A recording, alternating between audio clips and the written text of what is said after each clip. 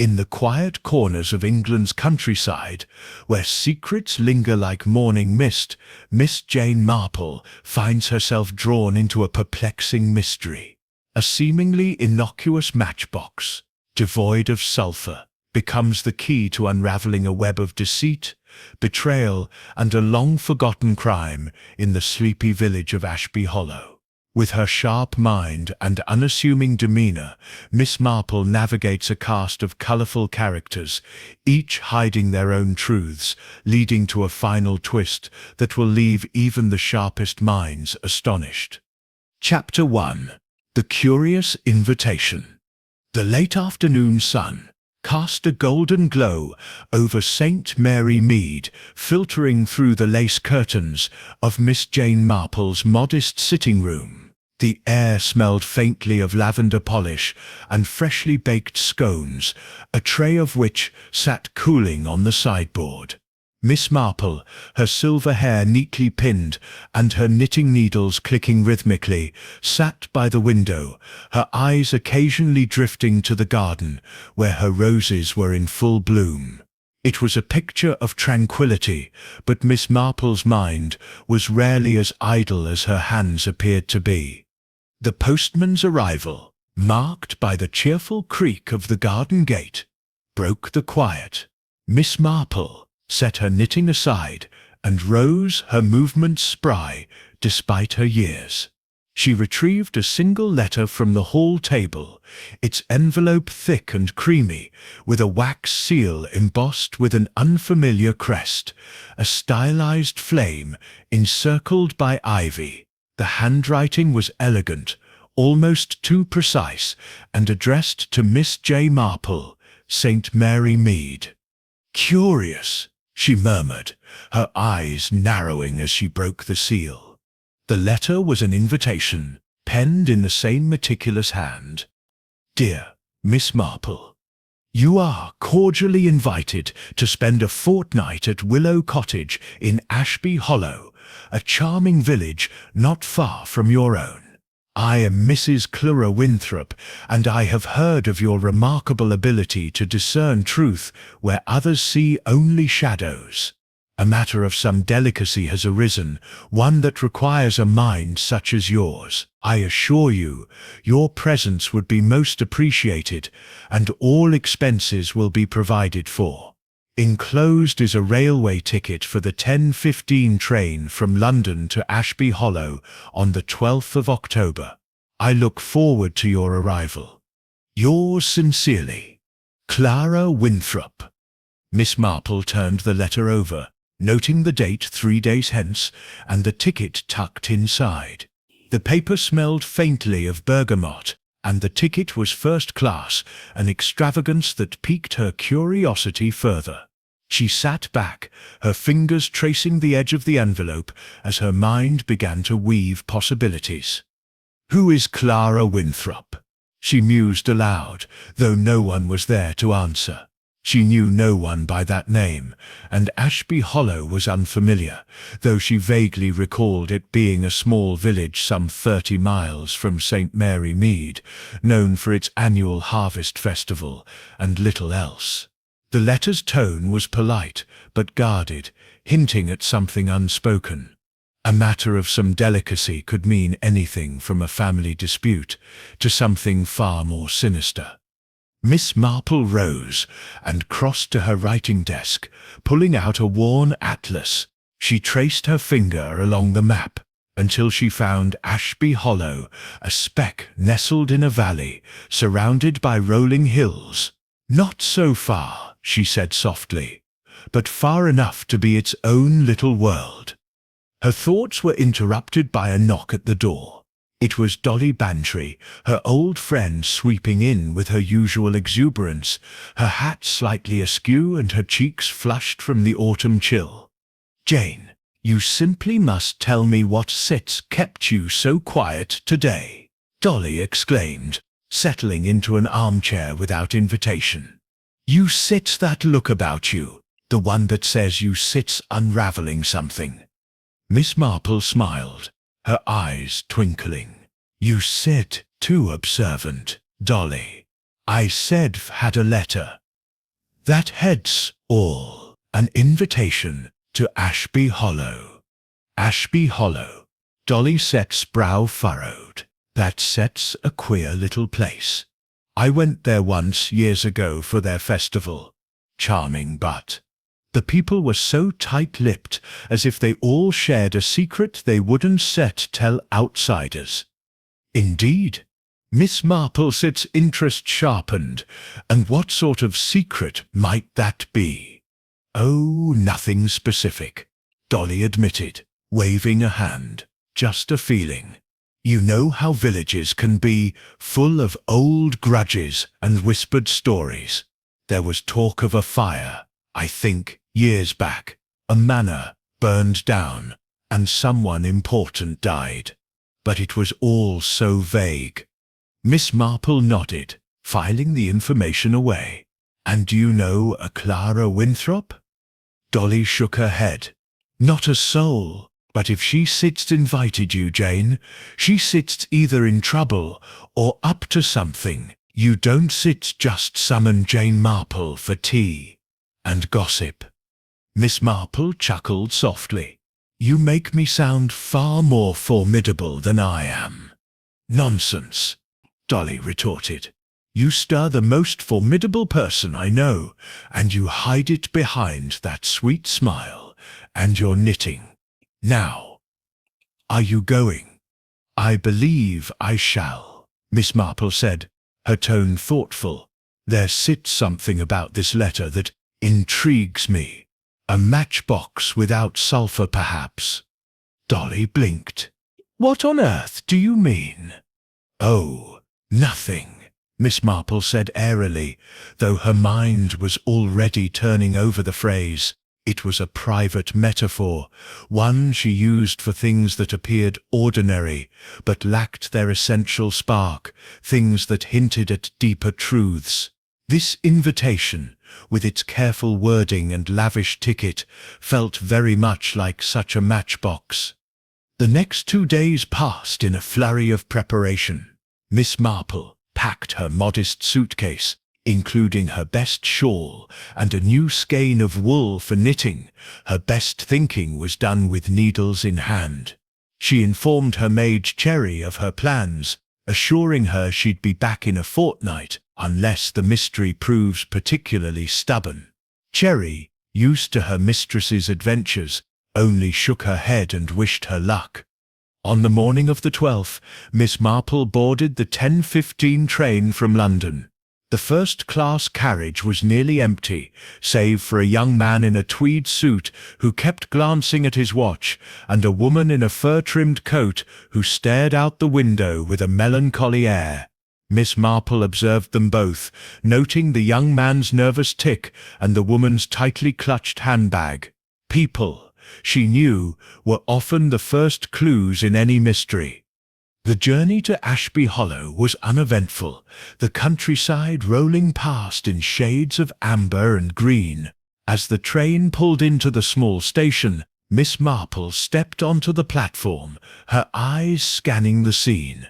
A brisk wind carried the scent of wood smoke, and the station was little more than a wooden shelter with a faded sign. A driver in a dark coat awaited her, holding a card with her name.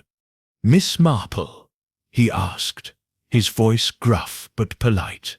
I stum to take you to Willow Cottage. Thank you, she replied, studying him. He was middle-aged, with a weathered face and eyes that avoided hers. A local, she thought, and not entirely at ease. The drive to Willow Cottage was short but winding through lanes lined with ancient oaks and hedgerows. The village of Ashby Hollow came into view, a cluster of stone cottages, a church with a lopsided steeple, and a green where preparations for the harvest festival were underway. Banners fluttered and villagers bustled about, though several paused to stare as the car passed. Willow Cottage itself was charming, with ivy climbing its walls and a thatched roof that seemed to nod under the weight of years. As Miss Marple stepped out, a woman emerged from the door, a tall, elegant figure in her 50s, with auburn hair streaked with grey and eyes that held a mix of warmth and wariness. "Miss Marple," she said, extending a hand, "I stem Clara Winthrop. I stem so glad you stem come." "The pleasure is mine," Miss Marple replied, her smile gentle, but her gaze sharp. Mrs. Winthrop's handshake was firm, but her fingers trembled slightly. "I hope your journey was comfortable," Mrs. Winthrop said, leading her inside. "I set prepared tea, and the other guests will arrive tomorrow. I thought you might appreciate a quiet evening first." "Most thoughtful," Miss Marple said, noting the word guests. So, there were others. The plot, as they say, was thickening.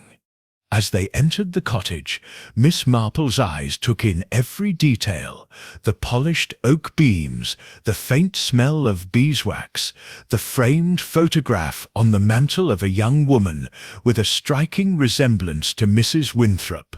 A sister, perhaps, or a daughter.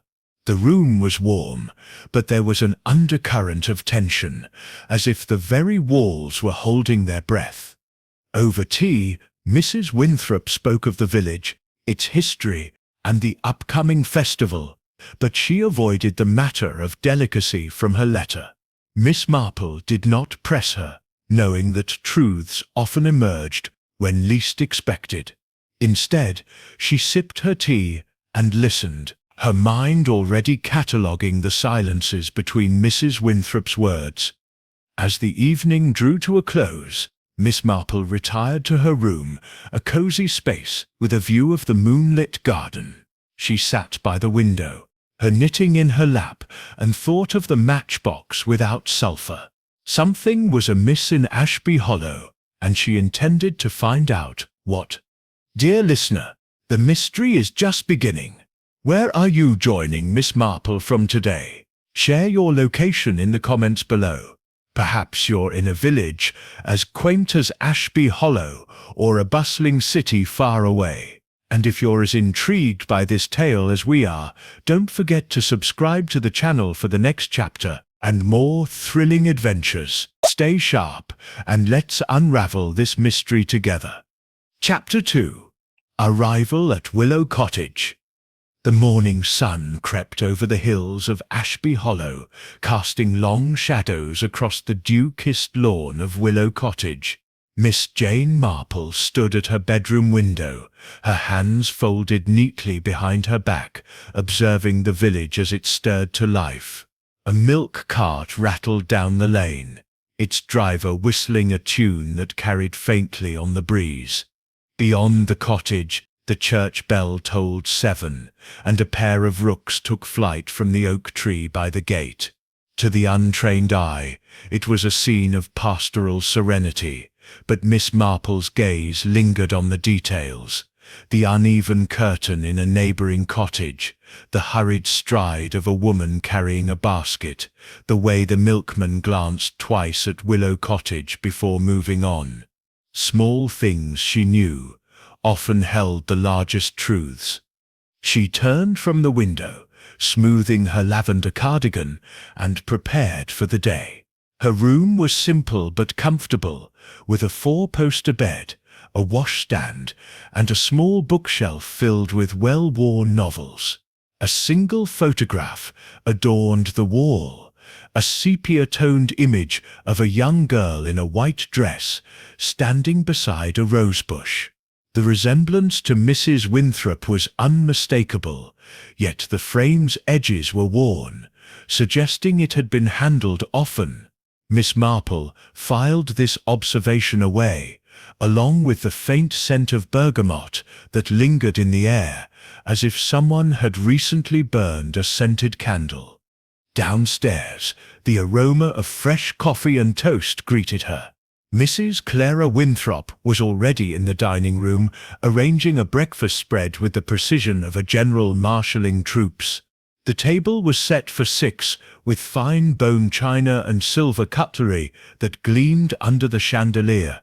Winthrop looked up as Miss Marple entered, her smile warm but tinged with the same wariness Miss Marple had noted the previous evening. "Good morning, Miss Marple," she said, gesturing to a chair. "I trust you slept well." "Quite well, thank you," Miss Marple replied, settling into her seat. "The quiet of the countryside is a tonic, though I dare say Ashby Hollow has its own kind of restlessness." Mrs. Winthrop's hand paused mid-air, a teapot hovering over a cup. "Restlessness?" she asked, her tone light but her eyes sharp. "Oh, just a fancy," Miss Marple said, her smile disarming. "Villages like this always have their little currents, Dunstead. The ebb and flow of old stories." Mrs. Winthrop poured the tea, her movements deliberate. "You stir quite right. Ashby Hollow has its share of stories, though most are harmless. Sugar? None for me, thank you," Miss Marple said, noting the slight tremor in Mrs. Winthrop's hand. "I look forward to meeting the other guests. You mentioned they arrived today." "Yes," Mrs. Winthrop said, her composure returning. "4 others, all arriving by the noon train. I thought it best to have you here first, to settle in." "How thoughtful," Miss Marple said, her tone as mild as her expression, but her mind was already turning over the implications. Why the staggered arrivals? Was it mere courtesy, or did Mrs. Winthrop want time to gauge her guest before the others arrived? Breakfast passed with pleasant but guarded conversation. Mrs. Winthrop spoke of the harvest festival, the local church's restoration efforts, and the quirks of Ashby Hollow's residents. Miss Marple listened, her knitting needles clicking softly as she worked on a pale blue scarf. She asked gentle probing questions about the village's history, the cottage's previous owners, the photograph on the mantel, but Mrs. Winthrop's answers were deftly vague, like a dancer sidestepping a misstep. As the clock struck 10, the sound of gravel crunching under tires announced the arrival of a car. Mrs. Winthrop rose, smoothing her skirt. "That's it'll be the first of them," she said. "Excuse me, Miss Marple."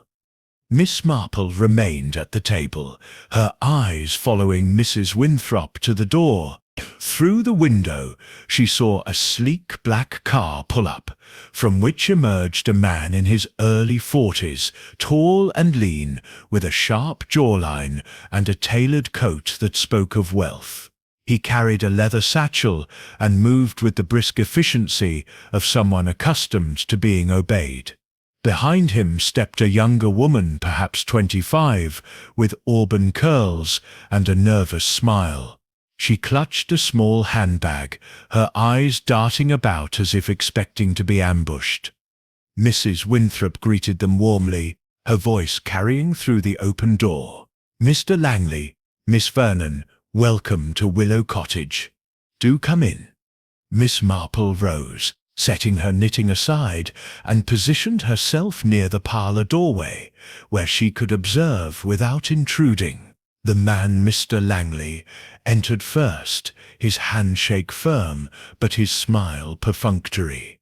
"Clara, good to see you," he said, though his tone suggested obligation rather than pleasure.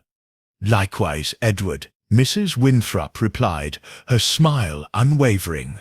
"And Miss Vernon, Lillian, is new. Sit it. I'm so glad you could come." Lillian Vernon nodded, her smile faltering. "Thank you, Mrs. Winthrop. It's quite a lovely place." Her voice was soft, with a hint of a London accent, and her fingers twisted the strap of her handbag. Mrs. Winthrop led them into the parlour, where Miss Marple stood waiting. "This is Miss Jane Marple," she said, her tone bright. "A dear friend who sits kindly agreed to join us." Miss Marple inclined her head, her eyes twinkling. "A pleasure to meet you both." Edward Langley's gaze flicked over her, dismissing her as a harmless old lady, but Lillian Vernon's eyes lingered, as if sensing something more. "How do you do?" Lillian said, her voice barely above a whisper. "Very well, thank you," Miss Marple replied, noting the girl's pallor and the way her eyes darted to Edward Langley, then away. There was a connection there, she thought, and not an entirely comfortable one. Before further introductions could be made, another car arrived, this one older and noisier. Two more guests emerged, a stout woman in her 60s, with a florid face and a hat adorned with an ostentatious peacock feather, and a young man with dishevelled hair and a tweed jacket that looked 2 sizes too large. Mrs. Winthrop ushered them in, introducing them as Mrs. Beatrice Harrow and Mr. Thomas Gray. Mrs. Harrow's voice boomed as she shook Miss Marple's hand. "Charmed, I'm sure. Clara's told me so much about this place, though I dare say it's smaller than I expected." Her eyes swept the room, as if calculating its worth. Mr. Gray, by contrast, was quiet, offering a shy nod. "Miss Marple," he murmured, his hands stuffed in his pockets. His eyes, however, were alert, taking in every detail of the room. As the guests settled in the parlour, Miss Marple observed them over her teacup. Edward Langley sat stiffly, his satchel at his feet, glancing at his watch as if already impatient to leave. Lillian Vernon perched on the edge of her chair, her hands clasped tightly in her lap. Mrs. Harrow dominated the conversation, regaling them with tales of her travels, while Thomas Gray listened, his expression unreadable.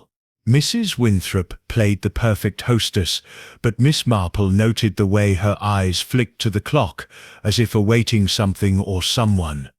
The conversation turned to the Harvest Festival, which was to begin the next day. "It's that's the highlight of Ashby Hollow Set's year," Mrs. Winthrop said, her smile bright. "The whole village comes together, music, dancing, and the most marvellous bonfire." "Bonfire?" Lillian Vernon Stitt's voice was sharp, and she paled slightly. "Is that safe?" Mrs. Winthrop Stitt's smile faltered for a fraction of a second. "Oh, quite safe, my dear. The village takes every precaution." Miss Marple sipped her tea, her mind turning over Lillian's reaction. A fear of fire, perhaps, or something more specific. She recalled Dolly Bantry's mention of a fire in Ashby Hollow's past. A manor burned, someone important lost. Could it be connected? As the afternoon wore on, the guests were shown to their rooms to unpack. Miss Marple lingered in the parlour, ostensibly to admire a vase of chrysanthemums, but in truth to observe the dynamics. Edward Langley and Lillian Vernon exchanged a whispered conversation by the staircase, their voices too low to hear, but their body language tense. Mrs. Harrow bustled about, complaining about the lack of modern amenities, while Thomas Gray slipped outside, ostensibly for a cigarette, though Miss Marple noted he carried no matches. Mrs. Winthrop joined her, offering a fresh pot of tea. "I hope you're finding everything to your liking, Miss Marple," she said. "Quite," Miss Marple replied, her smile gentle. "Though I confess, I stem curious about your other guests. Such an interesting mix." Mrs. Winthrop Stitt's eyes flickered, but her smile remained.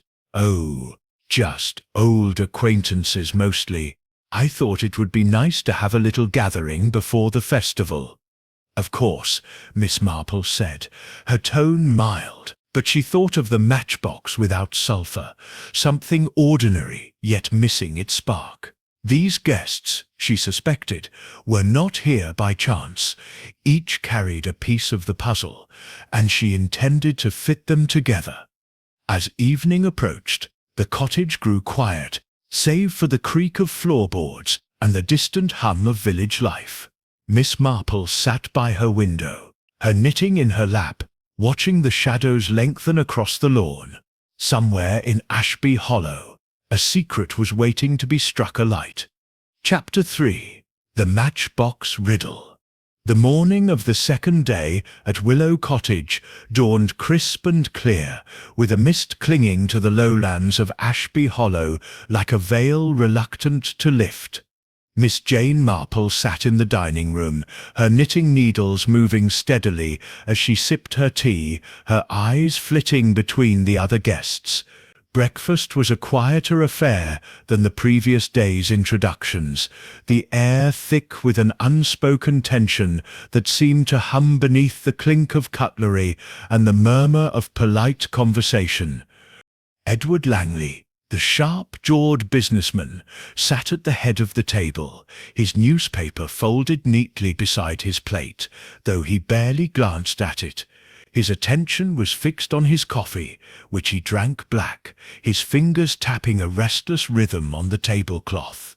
Lillian Vernon, the nervous young woman, picked at her toast, her eyes darting to the door whenever a floorboard creaked. Mrs. Beatrice Harrow, her peacock-feathered hat replaced by a more subdued scarf, was regaling Thomas Gray with a story about her late husband's investments, her voice carrying a touch too loudly for the small room. Thomas Gray, the dishevelled young man, nodded absently, his gaze fixed on a point somewhere beyond the window. Mrs. Clara Winthrop, their hostess, moved between the kitchen and dining room, her smile as polished as the silver teapot she carried, but her eyes betrayed a flicker of unease. Miss Marple, ever the observer, noted these details with the precision of a botanist cataloguing rare specimens. She had always believed that people revealed themselves in the small moments, how they held a cup, the way they avoided a question, the pause before a laugh. And this morning, the guests were revealing more than they knew. The silence was broken by a sharp clatter. Lillian Vernon's teaspoon had slipped from her hand, striking the saucer with a sound that seemed to echo in the quiet room. All eyes turned to her, and she flushed, her hands trembling as she retrieved the spoon. "So sorry," she murmured, her voice barely audible. "I a bit clumsy today." "No harm done, my dear," Mrs. Winthrop said, her tone soothing, but Miss Marple caught the brief tightening of her lips. "Clumsiness is a symptom of nerves," Mrs. Harrow declared, leaning forward with the air of a woman who considered herself an expert on everything. "You ought to try chamomile tea, Miss Vernon. Works wonders." Lillian managed a weak smile, but her eyes flicked to Edward Langley, who gave her a brief, almost imperceptible nod. Miss Marple's needles paused for a fraction of a second, just long enough to register the exchange. A secret, she thought, or at least an understanding. The conversation drifted to the Harvest Festival, which was to begin that evening with a procession through the village green. Mrs. Winthrop described the event with enthusiasm, the lanterns, the folk songs, the bonfire that would light up the night sky. But Lillian's face paled again at the mention of the bonfire, and she excused herself, claiming a headache. As the others continued their breakfast, Miss Marple rose, murmuring something about needing fresh air, and slipped into the parlour. She had noticed a small writing desk in the corner, its surface cluttered with papers and a few personal items. Among them was a matchbox, small, unremarkable, with a faded red design. Curious, she picked it up, noting its lightness. She slid it open, expecting to find matches, but the box was empty, and the striking strip along the side was smooth, devoid of the rough sulphur coating that would ignite a flame. "A matchbox without sulphur," she murmured, turning it over in her hands. It was an odd thing, useless for its intended purpose, yet it had been placed prominently on the desk. Why? Before she could ponder further, the door opened, and Thomas Gray entered. his hands still in his pockets. He froze when he saw her holding the matchbox, his eyes narrowing slightly. "Find something interesting, Miss Marple?" he asked, his tone light but with an edge that suggested he was not entirely pleased. "Oh, just admiring the craftsmanship," she replied, her smile as gentle as ever. "Such a curious little thing. Don't sit you think. A matchbox that can light a match." Thomas shrugged, but his eyes lingered on the box. "People keep all sorts of useless things. Sentimental, I suppose." "Sentimental," Miss Marple echoed, setting the box down carefully. "Or perhaps symbolic. Do you know whose it is?" "No idea," he said quickly. Too quickly. He crossed to the window, pretending to study the garden, but Miss Marple noted the tension in his shoulders. Before she could press further, Mrs. Winthrop appeared, carrying a tray of empty cups. Her gaze fell on the matchbox, and for a moment her face froze, though she recovered swiftly. "Miss Marple, Mr. Gray, I hope you're both comfortable," she said, her voice bright. "I was just about to organize a walk into the village. The festival preparations are quite a sight." "Delightful," Miss Marple said, her eyes twinkling. "I'd love to see more of Ashby Hollow." As they prepared for the walk, the matchbox remained on the desk, its presence like a silent challenge. The group set out, with Mrs. Winthrop leading the way, Edward Langley and Mrs. Tarrow in animated conversation about local property values, and Thomas Gray trailing behind, his hands still in his pockets. Lillian Vernon had declined to join, citing her headache, and Miss Marple made a mental note to check on her later. The village was bustling with activity, the green transformed into a stage for the festival. Stalls were being erected, strung with bunting in shades of gold and crimson. Children darted about, clutching apples and laughing, while a group of musicians tuned their fiddles near the church. But beneath the festive cheer, Miss Marple sensed an undercurrent of unease. Villagers glanced at the Willow Cottage party with guarded expressions, their smiles polite but fleeting. At the edge of the green, Miss Marple paused by a stall selling homemade jams, engaging the vendor, a stout woman with flour-dusted hands, in conversation. "Such a charming village," she said, her tone warm. "I imagine it sits full of history." "Oh, aye," the woman replied, her eyes cautious. "Ashby Hollow sit's been here centuries, seen its share of joys and sorrows. Sorrows?" Miss Marple asked, her voice gentle, as if merely curious. The woman hesitated, then leaned closer, her voice low. "There was a fire, years back. The old Ashby Manor, burned to the ground, took young Miss Eleanor with it. Clara Winthrop's sister, you know. Never been the same since."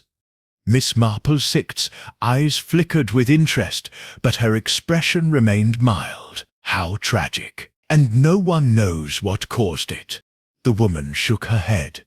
"Some say it was an accident. Others, well, there, just talk of bad blood. But that's old gossip. Best left buried."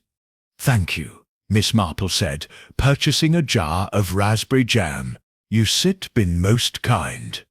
As she rejoined the group, her mind was racing. Eleanor, Clara Winthrop's sister, lost in a fire. The matchbox without sulphur, useless yet preserved. And the guests, each with their own secrets, gathered under one roof. It was no coincidence, she was certain. Back at Willow Cottage, the afternoon passed in a flurry of activity as the guests prepared for the evening's festival. Miss Marple, however, took the opportunity to observe further. She noticed Edward Langley slipping a small notebook into his satchel, his movements furtive. Mrs. Harrow, for all her bluster, seemed to avoid the topic of the fire when it was mentioned by a passing villager, and Thomas Gray, who had returned to the parlour, lingered near the writing desk, his fingers brushing the matchbox before he caught himself and moved away. As evening fell, Miss Marple sat in her room, her knitting untouched.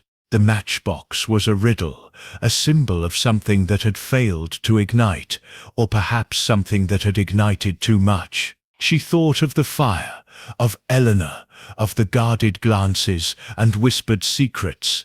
The pieces were there, but they had yet to form a picture. A knock at the door startled her. It was Mrs. Winthrop, her face pale in the lamplight. "Miss Marple," she said, her voice low. "I wonder if we might speak privately before the festival. There's something I need to tell you." "Of course," Miss Marple said, her eyes gentle but alert. "I all ears." As Mrs. Winthrop closed the door behind her, Miss Marple felt the familiar thrill of a mystery taking shape. The matchbox, she knew, was only the beginning. Chapter 4. Whispers in the Tear-Room. The air in Ashby Hollow carried a chill as Miss Jane Marple stepped out of Willow Cottage, her shawl draped snugly over her shoulders. The harvest festival was in full swing, its distant music, a lively reel played on fiddles and pipes, drifting across the village green. But Miss Marple had excused herself from the evening's festivities, citing a need for a quieter setting to stretch her legs. In truth, she had her sights set on the Rose and Crown Tear-Room, a quaint establishment at the heart of the village, where she suspected the real pulse of Ashby Hollow's secrets could be felt. The Tear-Room was a cosy affair, its low ceilings adorned with oak beams and its walls lined with faded photographs of the village in bygone days. The scent of warm scones and brewing tea filled the air, mingling with the faint tang of wood smoke from a crackling fire in the hearth. Miss Marple settled at a corner table, her knitting bag at her side, and ordered a pot of Earl Grey. The Tear-Room was moderately busy, with villagers and a few festival-goers chatting in low tones. She adjusted her spectacles, her eyes scanning the room with the gentle curiosity of an elderly lady, though her mind was as sharp as ever. At a nearby table, two women, both in their late 50s, with the sturdy builds of lifelong country folk, were deep in conversation. Their voices were hushed, but Miss Marple's practiced ear caught fragments of their words. She leaned slightly forward, her knitting needles clicking softly to maintain the illusion of inattention. "Never should Sitz have invited that lot to the cottage," one woman, with a grey bun and a flour-dusted apron, muttered. "Clara Sitz, stirring up trouble, mark my words." "Trouble Sitz been brewing since the fire," the other replied, her voice sharp as she stirred her tea. "That matchbox business. My Tom saw it on her desk, said it gave him the chills." Miss Marple's needles paused for a heartbeat. The matchbox again. She resumed her knitting, her face serene, but her mind catalogued the detail. The woman's mention of Tom suggested a connection to Thomas Gray, perhaps a relative, a son, a nephew, and why did the matchbox unsettle him? Before she could ponder further, the Tear-Room door swung open, admitting Edward Langley. He strode in with the confidence of a man accustomed to commanding attention, his tailored coat slightly askew from the evening's breeze. He scanned the room, his gaze lingering on Miss Marple for a moment before he approached the counter, where the proprietress, a wiry woman named Mrs. Pemberley, greeted him with a tight smile. "Good evening, Mr. Langley," Mrs. Pemberley said, her tone polite but cool. "Didn't expect to see you here, with the festival on." "Needed a break from the noise," Langley replied, his voice smooth but clipped. "A pot of your finest tea, if you please." As he waited, Miss Marple observed him closely. His fingers drummed on the counter, and his eyes flicked to the door, as if expecting someone, or perhaps avoiding them. She recalled his furtive exchange with Lillian Vernon the previous day, and the notebook he'd tucked into his satchel. Was he here to meet someone, or to escape the watchful eyes at Willow Cottage? Mrs. Pemberley set a teapot before him, and he took a seat at a table near the window, partially obscured by a potted fern. Miss Marple noted his choice, visible enough to seem casual, but private enough for a discreet conversation. She sipped her tea, her attention split between Langley and the two women, who had resumed their whispered talk. "It's Stutz, that Vernon girl I worry about," the woman with the bun said, her voice dropping lower. "Looks like she's seen a ghost. And the way she clings to Mr. Langley, there's something not right there. Always was a strange one, that family," her companion replied. Her mother was thick with Eleanor Winthrop. Before, well, you know, never thought I see a Vernon back in Ashby Hollow. Miss Marple's interest sharpened. Lillian Vernon's mother had known Eleanor Winthrop, Clara's sister, who perished in the fire. The pieces of the puzzle were beginning to align, though the picture remained maddeningly incomplete. She made a mental note to inquire about Lillian's family, perhaps under the guise of polite conversation. The door opened again, and Thomas Gray slipped in, his tweed jacket rumpled and his hair more dishevelled than usual. He hesitated at the threshold, his eyes darting to Langley, who gave a barely perceptible shake of his head. Thomas nodded, almost imperceptibly, and took a seat at the counter, ordering a coffee with a voice that carried a slight tremor. Miss Marple watched the exchange, her mind turning over the implications. A signal, she thought. They know each other, and they don't want it known. Mrs. Harrow's booming voice interrupted her thoughts as she swept into the tea-room, her scarf trailing like a banner. "Miss Marple," she called, spotting her at once. "Fancy finding you here, away from the revelry. Mind if I join you?" "Not at all," Miss Marple said, her smile welcoming. "The festival is delightful, but I find a tea-room offers its own kind of entertainment." Mrs. Harrow laughed, settling into the chair opposite with a rustle of fabric. "You set her, a woman after my own heart. Now, tell me, what do you make of our little gathering at Willow Cottage? Quite the motley crew, aren't we?" "Oh, I find everyone most interesting," Miss Marple replied, her tone mild.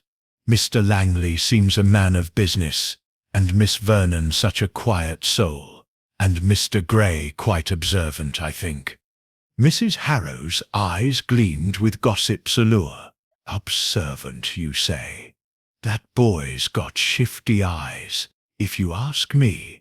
Always lurking about, like he's waiting for something to happen.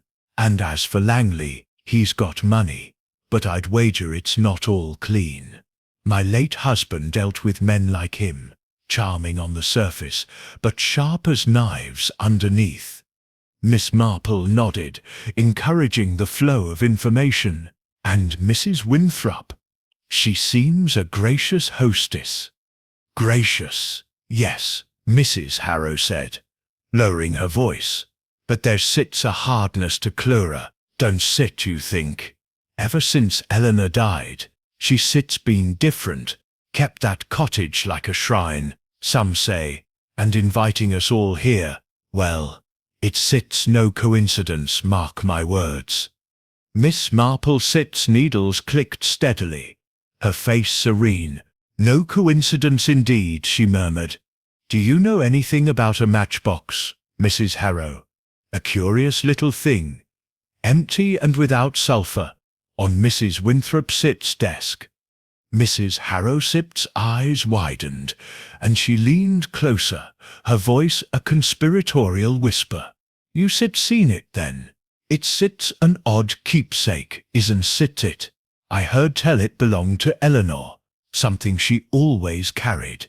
Clarissip's kept it all these years, like a relic, gives me the shivers, if I sipped 'em honest." Miss Marple nodded, her mind racing. Eleanor's matchbox, preserved like a talisman, a symbol of loss, perhaps, or guilt. She glanced at Thomas Gray, who was now stirring his coffee with unnecessary focus, and at Langley, who had pulled out his notebook and was scribbling something, his expression guarded. The tea-room door opened once more, admitting a new figure, a man in his 60s, with a weathered face and a tweed cap pulled low. He nodded to Mrs. Pemberley, who greeted him warmly, calling him Mr. Dobbs. The two women at the nearby table fell silent, their eyes following him as he took a seat near the fire. Miss Marple noted their reaction, as well as the way Thomas Gray's shoulders stiffened at the man's arrival. "Mr. Dobbs," Mrs. Harrow whispered, leaning toward Miss Marple. "He sits the village historian, or so he calls himself, knows every secret Ashby Hollow sits ever had. If you want to know about the fire, he sits the one to ask." Miss Marple smiled, her eyes twinkling. "How fortunate! I do enjoy a good story." As the tea-room buzzed with quiet chatter, Miss Marple sipped her tea, her mind weaving together the threads she'd gathered. The matchbox, Eleanor's death, the fire, the guarded glances among the guests. It was all connected, she was certain. But the key lay in understanding why Clara Winthrop had brought them together, and what the matchbox signified. Was it a memento, a clue, or a warning? As the evening wore on, Miss Marple decided to return to Willow Cottage.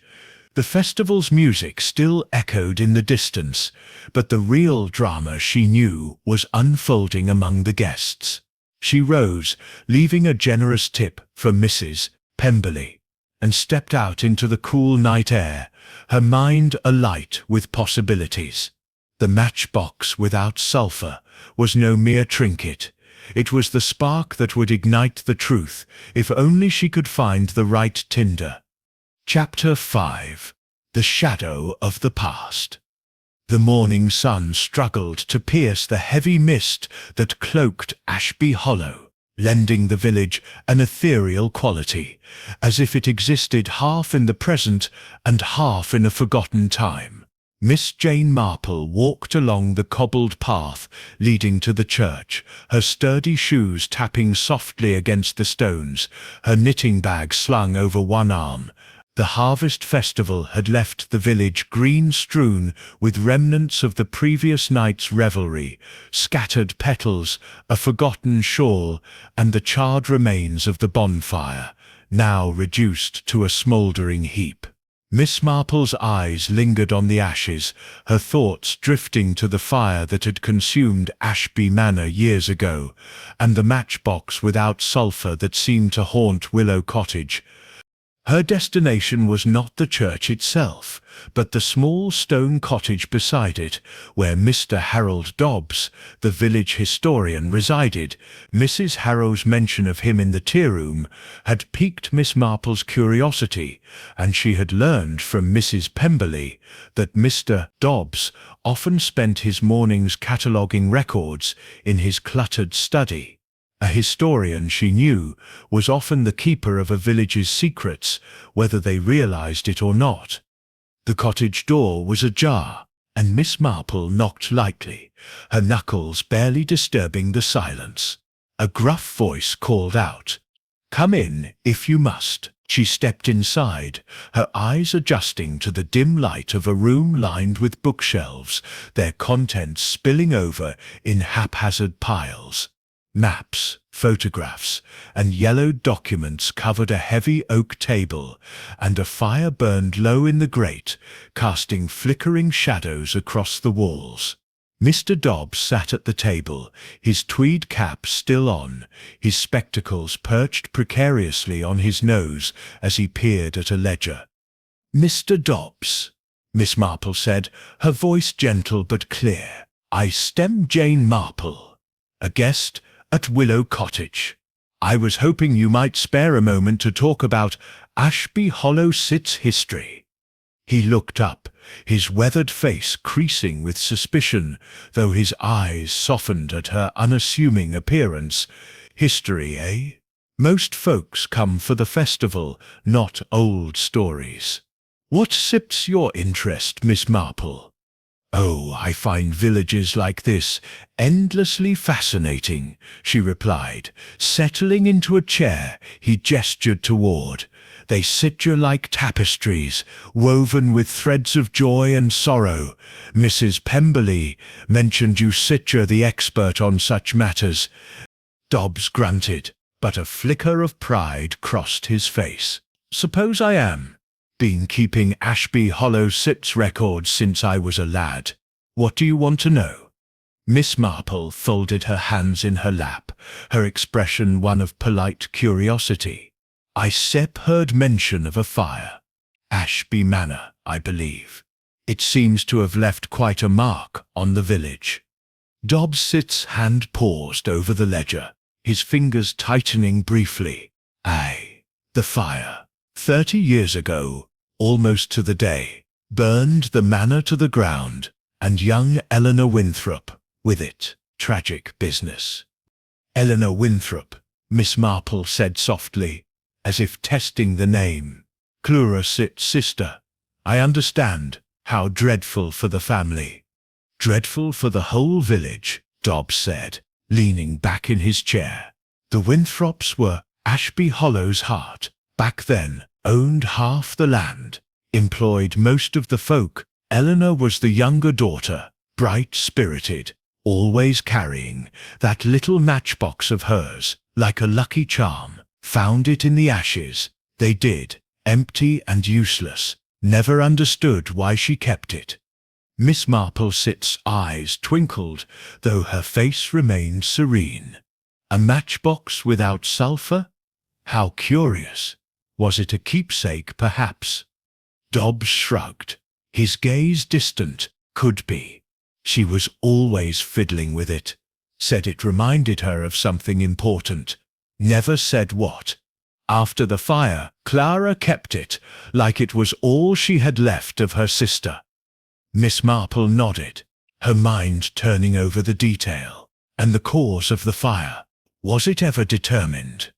Dobbs's eyes narrowed, and he leaned forward, his voice dropping. "Officially, an accident. Faulty wiring, they said. But there was talk, always is in a place like this. Some said it was arson, though no one could prove it.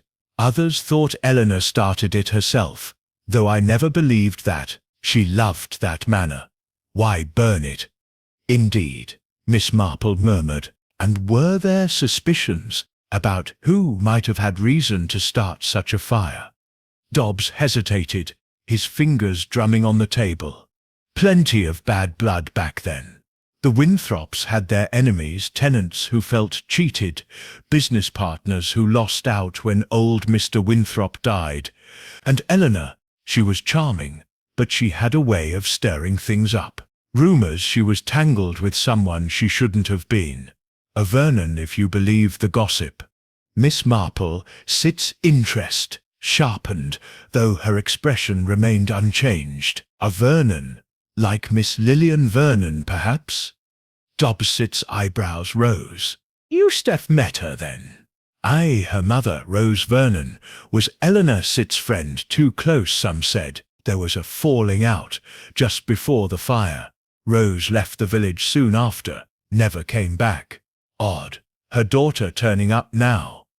"Very odd," Miss Marple agreed, her mind racing.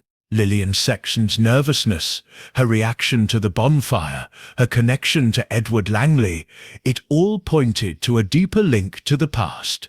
And was there anyone else who might have held a grudge against the Winthrops? Dobbs leaned back, his eyes flicking to the door as if to ensure they were alone. Plenty of names were whispered. Edward Langley's father, for one, Henry Langley. He had a deal with old Mr. Winthrop that went sour. Lost a fortune, they say. And then there's the Greys. Tom Gray's uncle was a groundskeeper at the manor, sacked for stealing, though he swore he was innocent. Bad blood runs deep. Miss Marple nodded, filing away the names. And Mrs. Harrow, was she part of this history? Dobbs chuckled, a dry, humorless sound. Beatrice Harrow, her husband was a moneylender, did business with the Winthrops, always thought he was cheated out of a deal too. She set's got no love for Clara, that set's for sure. Miss Marple smiled, her eyes gentle but alert. You Steph been most helpful, Mr. Dobbs. It's said remarkable how much a village said's past can shape its present. Aye, Dobbs said, his tone gruff, but some things are best left buried. Stirring up old ghosts never did anyone good. As Miss Marple rose to leave, she glanced at a photograph on the table, an old image of Ashby Manor before the fire, its grand facade framed by ivy. Standing in front was a young woman, her face bright with a mischievous smile, a matchbox held playfully in her hand. Eleanor Winthrop, no doubt. Miss Marple's heart quickened, though her expression remained serene. The matchbox was more than a keepsake. It was a thread tying the past to the present, and she was determined to follow it. She returned to Willow Cottage, where the guests were gathered in the parlour, their voices a low hum. Mrs. Winthrop was arranging flowers, her movements precise, but her eyes distant. Edward Langley sat by the fire, his notebook open, though he closed it quickly when Miss Marple entered. Lillian Vernon was absent, likely still in her room, while Mrs. Harrow was holding court, complaining about the festival's noise. Thomas Gray stood by the window, his hands in his pockets, his gaze fixed on the garden. Miss Marple settled into a chair, her knitting resumed, but her mind was elsewhere. The fire, Eleanor, the matchbox, each was a piece of a puzzle, and the guests were the edges, each with their own connection to the past. She thought of Mr. Dobbs' words, the whispers of arson, the bad blood that lingered. And then there was Clara Winthrop's request for a private talk the previous night, interrupted by the festival's start. What had she wanted to say? As the afternoon wore on, Miss Marple decided to seek out Lillian Vernon. She knocked softly on the young woman's door, hearing a faint "come in" from within. Lillian sat by her window, her face pale, a letter clutched in her hand. She looked up, startled, but relaxed slightly, at the sight of Miss Marple's kind smile. "Miss Vernon, I hope I sit not intruding," Miss Marple said, her tone gentle. "I thought you might like some company." Lillian managed a weak smile. "It's kind of you, Miss Marple. I'm just not feeling myself."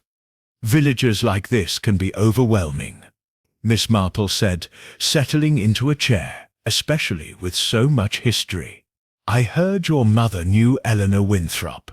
Lillian Setzter's eyes widened, and the letter slipped from her hand, fluttering to the floor. Miss Marple bent to retrieve it, noting the faded handwriting, but handed it back without comment. "Oh yes," Lillian said, her voice trembling. "They were friends, long ago, before the fire.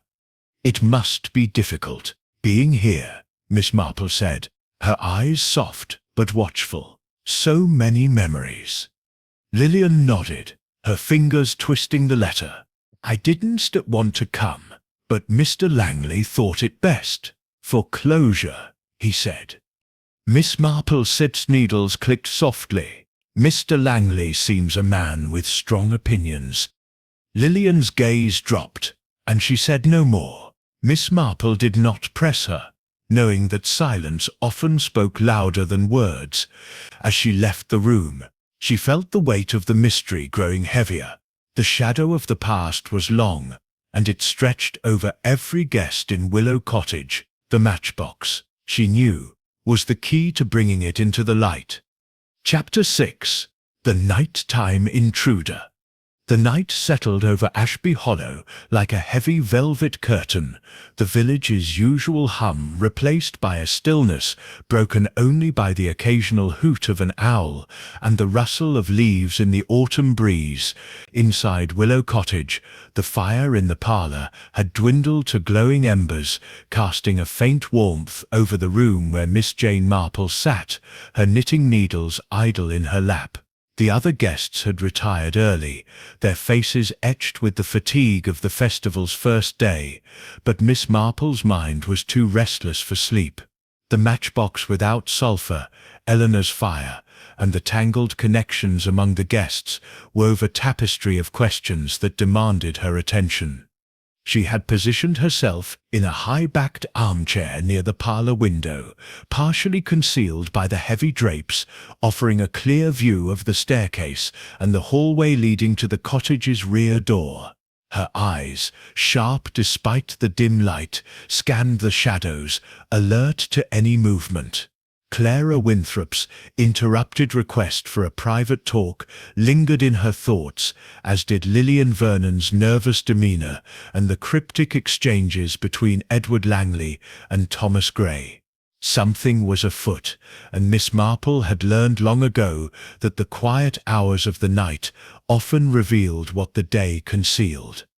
A faint creak from the floorboards above broke the silence, followed by the soft thud of a door closing. Miss Marple's posture remained unchanged, but her senses sharpened.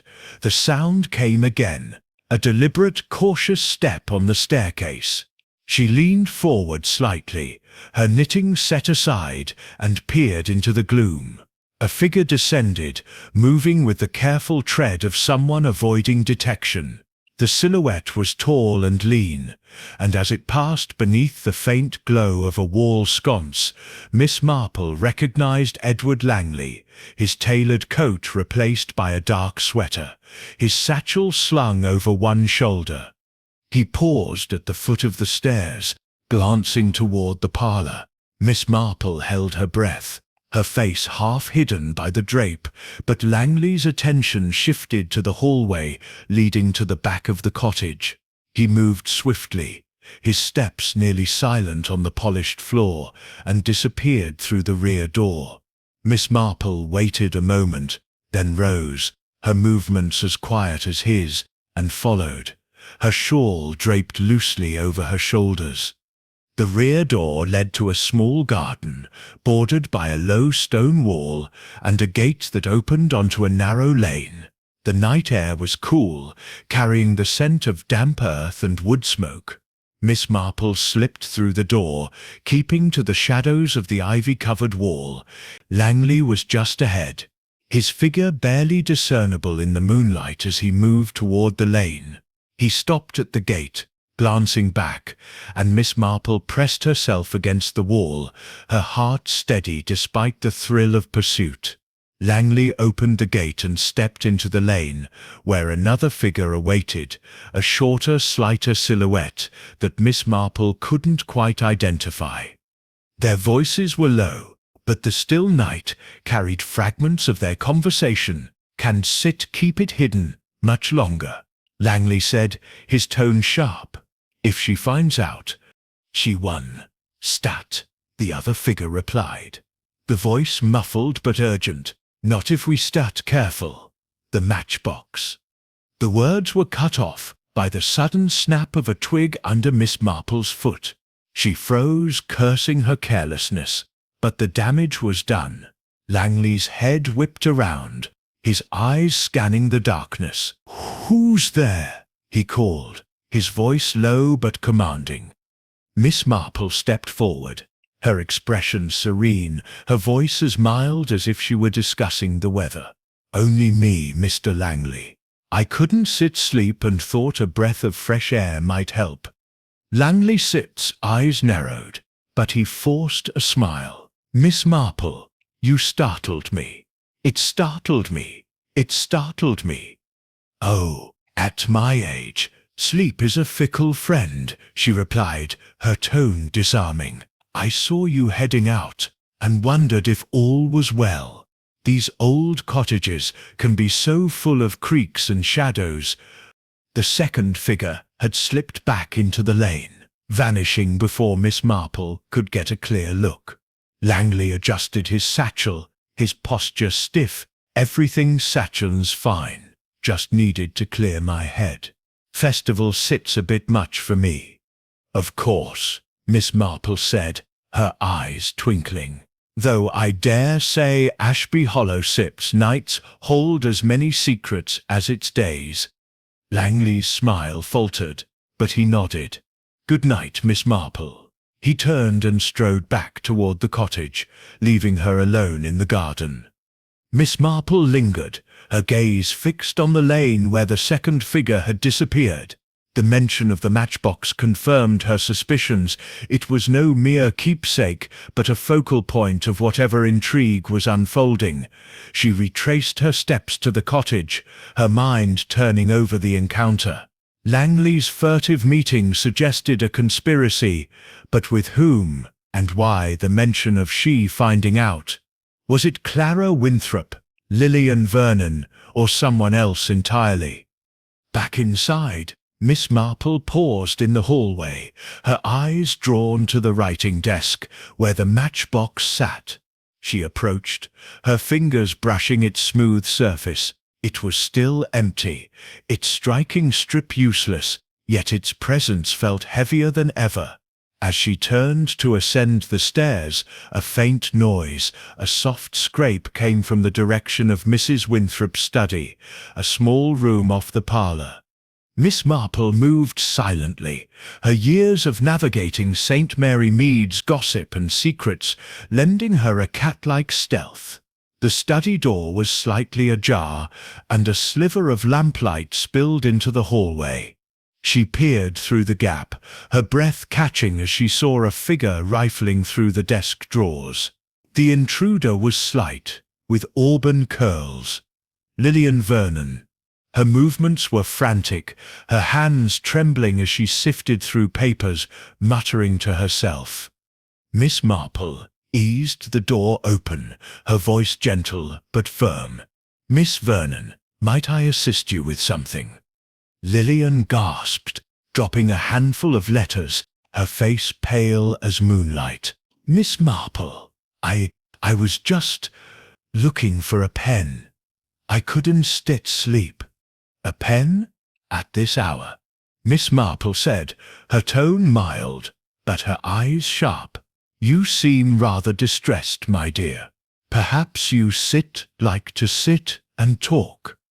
Lillian Scepter's eyes darted to the scattered letters, one of which bore a faded crest, a flame encircled by ivy, identical to the seal on Miss Marple Scepter's invitation. "No, thank you," she stammered, backing toward the door. "I stand fine, really." She fled before Miss Marple could press further, leaving the letters strewn across the desk. Miss Marple bent to examine them, her fingers careful not to disturb their arrangement. Most were mundane bills, correspondence about the cottage, but one caught her eye. It was addressed to Eleanor Winthrop, dated a month before the fire, and written in a bold, angular hand. The contents were brief but telling. "Eleanor, you can't keep dodging me. We need to settle this, or there'll be consequences. You know what I mean. H.L. H.L. Henry Langley, perhaps?" Edward's father, as Mr. Dobbs had mentioned, had been embroiled in a dispute with the Winthrops. Miss Marple tucked the letter back among the others, her mind racing. The study's disarray suggested Lillian was searching for something specific, something tied to the matchbox or the fire, or both. As she returned to her room, Miss Marple heard another creak from the hallway, but when she looked, it was empty. The cottage felt alive with secrets, its walls whispering of past betrayals and present fears. She sat by her window, her knitting untouched, and gazed at the moonlit garden. The intruder, whether Langley, Lillian, or another, had left a clue in their haste, and the letter was a thread she could follow. But the matchbox remained the heart of the riddle, its empty promise of fire mirroring the hidden truth she was determined to uncover. The night stretched on, and Miss Marple knew sleep would not come. The shadows of Ashby Hollow were growing longer, and she was one step closer to bringing them into the light. Chapter C. Suspicions over scones.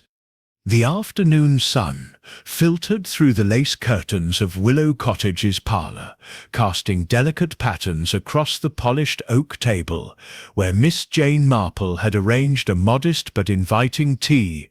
A tray of freshly baked scones, golden and fragrant, sat beside a pot of steaming Darjeeling, flanked by jars of clotted cream and raspberry jam, the very jar Miss Marple had purchased from the festival stall.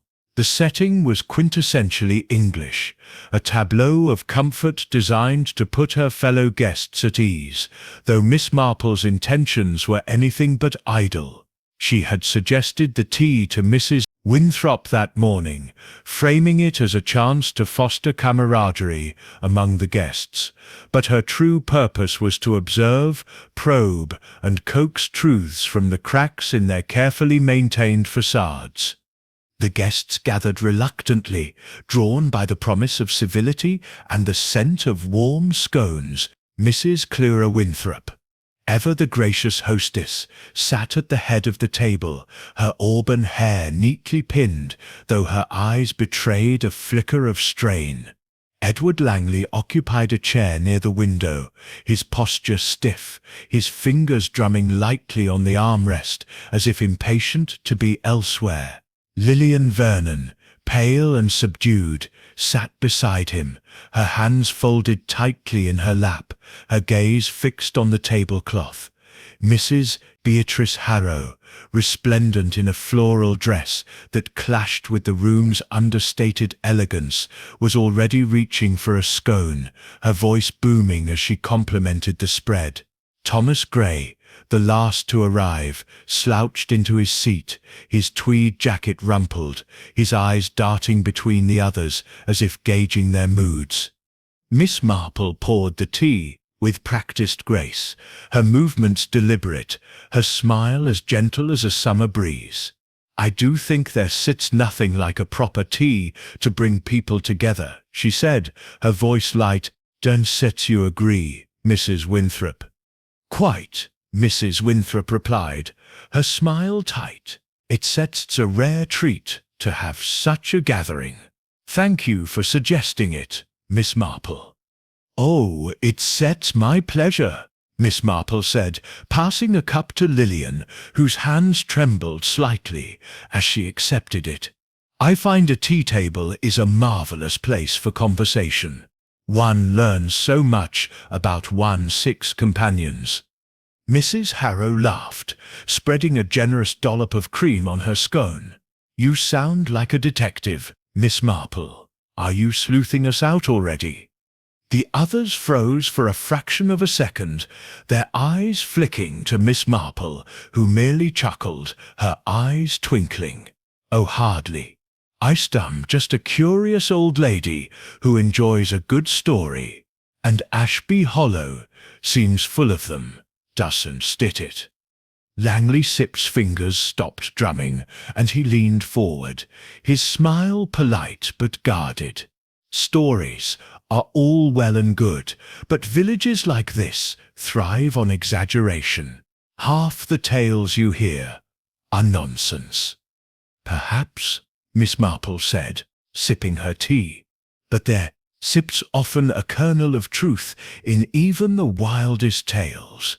Take the fire at Ashby Manor, for instance.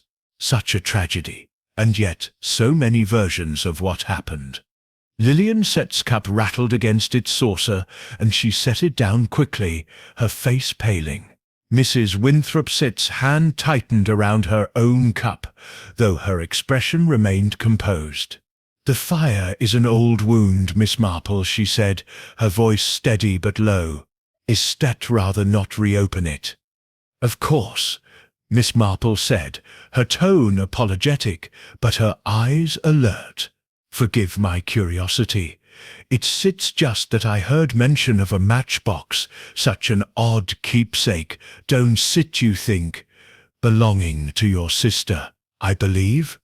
The room fell silent, the only sound the faint crackle of the fire in the hearth. Hence Mrs. Winthrop's eyes met Miss Marple's, and for a moment something unguarded flickered in her gaze, grief perhaps or fear. "Eleanor's matchbox," she said softly. "Yes, she was fond of it. A silly thing, really. But it meant something to her." "How touching," Miss Marple said, her voice gentle. "To keep it all these years. Was it a gift, perhaps?" Mrs. Winthrop hesitated, her fingers brushing the edge of her saucer. "I don't recall. It was just hers." Thomas Gray shifted in his seat, his voice low but clear. "Odd thing to keep, an empty matchbox. No use to anyone, is it?" Miss Marple turned her gaze to him, noting the tension in his jaw. "Oh, I don't know, Mr. Gray. Sometimes the most useless things carry the greatest meaning, a reminder of something or someone lost." Gray's eyes flicked away, and he reached for a scone, his movements jerky. Miss Marple noted the exchange, her mind turning over the possibility that Gray knew more about the matchbox than he let on. She recalled the tea-room gossip, his uncle, sacked for stealing from the Winthrops. Was there resentment there, or something deeper? Mrs. Harrow, undeterred by the tension, launched into a story about her late husband's collection of antique cigarette cases. "Far more practical than a matchbox," she declared, "and worth a pretty penny, too. Clara, you should sell that old thing. No sense keeping relics that drag up the past." Mrs. Winthrop's smile was strained. "Some things are worth more than money, Beatrice." Langley cleared his throat, his voice cutting through the conversation. "Speaking of the past, Clara, I meant to ask about those old land deeds. My father mentioned them years ago, said they were tied to the manor. Any chance they set still around?" Mrs. Winthrop's eyes narrowed slightly, but her tone remained polite. "The deeds, they were lost in the fire. I am afraid." "Why do you ask?" Langley shrugged, his smile too smooth. "Just curious. Father always thought there was unfinished business there, thought it might be worth looking into." Miss Marple's needles clicked softly, her face serene but her mind racing. Land deeds connected to Henry Langley's dispute with the Winthrops. Another thread in the tapestry, and one that seemed to tighten the knot around the matchbox. She glanced at Lillian, who was staring at her plate, her hands clenched in her lap. "Miss Vernon," Miss Marple said gently, "you've hardly touched your scone. Is the jam not to your liking?" Lillian started, her eyes wide. "Oh no, that's lovely. Just not very hungry." "Festivals can be overwhelming," Miss Marple said, her tone sympathetic, "and all this talk of the past. I understand your mother was close to Eleanor Winthrop. It must be strange to be here, with so many memories." Lillian Setz's lips parted, but no sound came. She glanced at Langley, who gave her a sharp look, and she quickly looked away. "Yes," she whispered, "it's strange." The conversation shifted to lighter topics, guided by Mrs. Harrow's relentless chatter, but Miss Marple's attention remained on the undercurrents. Langley's interest in the deeds, Lillian's fear, Gray's unease, Mrs. Winthrop's guarded responses, all pointed to a shared secret, one tied to the fire and the matchbox. She thought of the letter she'd found in the study, signed H.L., and the nighttime encounter between Langley and the unidentified figure. The pieces were aligning, but the picture was still obscured. As the tea drew to a close, Miss Marple rose, offering to help clear the table. Mrs. Winthrop waved her off, but Miss Marple insisted, following her to the kitchen. Alone for a moment, she seized the opportunity. "Mrs. Winthrop," she said softly, "you mentioned wanting to speak privately last night. If now's a good time, I'm happy to listen." Mrs. Winthrop paused, her hands gripping a tray. "You start very kind, Miss Marple," she said, her voice low. "But it starts nothing urgent. Just nerves, I suppose. Having so many guests brings up old memories." "Of course," Miss Marple said, her eyes gentle but watchful. "But if you change your mind, I sit here. Sometimes sharing a burden lightens it." Mrs. Winthrop nodded, her smile strained, and returned to the parlour. Miss Marple lingered, her gaze falling on a small photograph on the kitchen wall, a younger Clara and Eleanor, arms linked, standing before Ashby Manor. Eleanor held the matchbox, her smile bright, while Clara's expression was more reserved.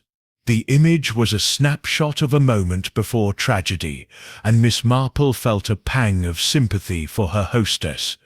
But sympathy, she knew, must not cloud judgment.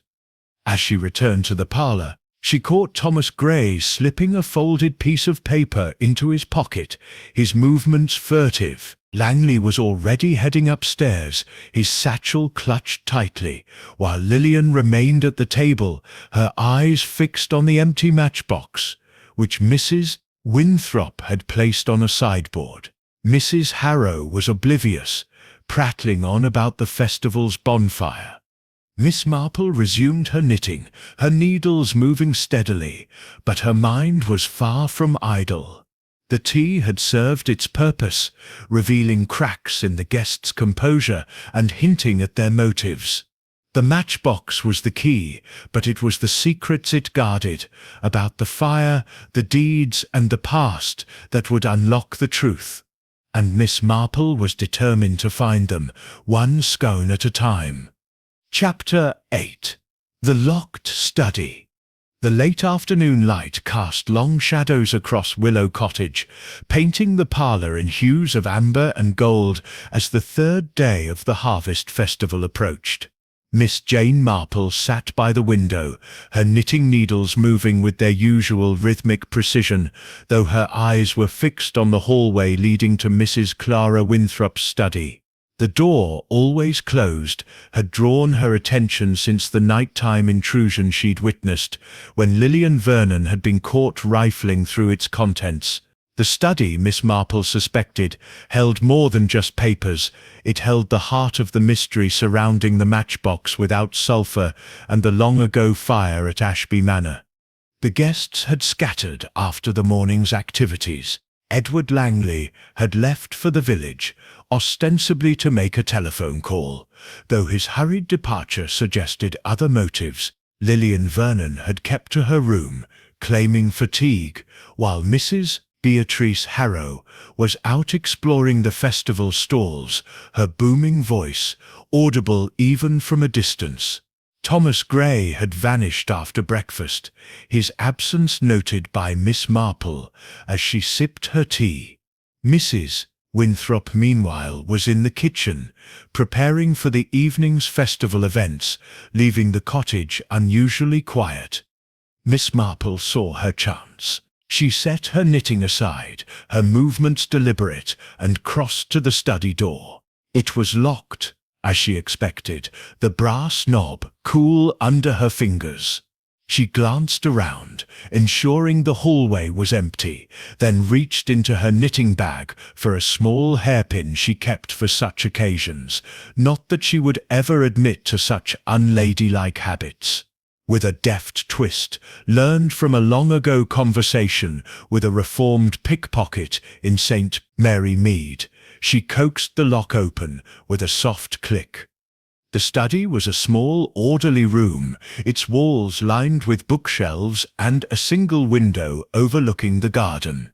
A heavy oak desk dominated the space, its surface cluttered with letters, ledgers, and a few personal items, including the matchbox without sulphur, which sat prominently in the center. Miss Marple closed the door behind her, her eyes scanning the room with the precision of a hawk. The air smelled of old paper and beeswax, with a faint trace of bergamot echoing the scent of her invitation letter. She approached the desk, her fingers brushing the matchbox. It was as she remembered, empty, its striking strip smooth and useless, its red design faded but intact. She set it aside and turned her attention to the papers. Most were mundane: household accounts, festival plans, a letter from a local solicitor about property taxes. But tucked beneath a ledger was a small bundle of envelopes, tied with a faded ribbon, each bearing the same flame and ivy crest she'd seen before.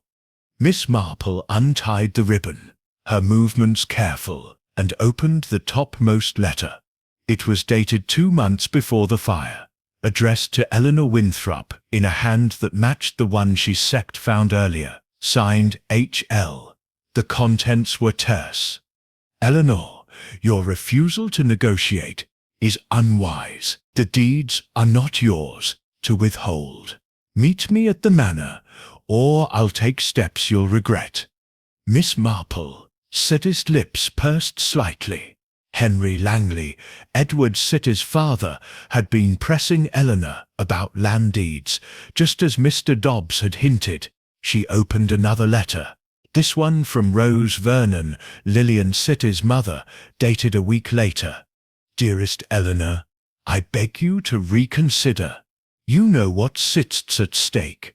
If you don't sit to act, others will, and I fear for us both. Please, meet me tomorrow. Rose."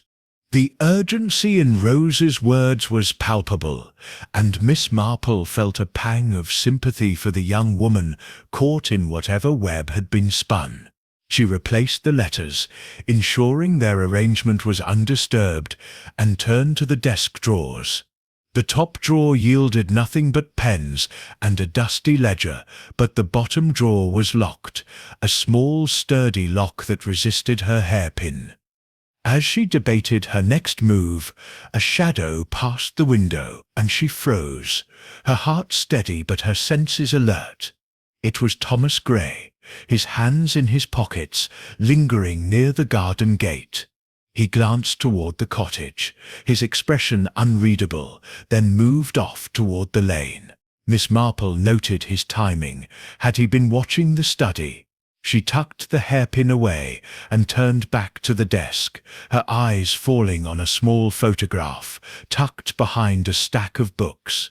It showed Eleanor and Rose Vernon, arms linked, laughing in front of Ashby Manor. On the back, in Eleanor's hand, was written, "To Rose, my confidante, forever." The photograph confirmed the close bond Mr. Dobbs had mentioned, but also the rift hinted at in Rose's letter. Miss Marple replaced it carefully, her mind racing. The deeds, the fire, the matchbox, all were tied to Eleanor and now to the guests gathered at Willow Cottage. But why had Clara invited them?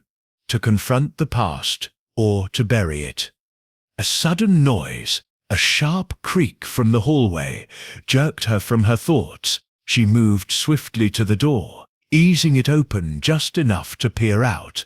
The hallway was empty, but the rear door was slightly ajar, swaying in the breeze. Someone had been there, and recently. Miss Marple locked the study door behind her, ensuring it looked untouched, and returned to the parlour, her knitting resumed as if nothing had happened. Minutes later, Mrs. Winthrop entered, her face flushed from the kitchen.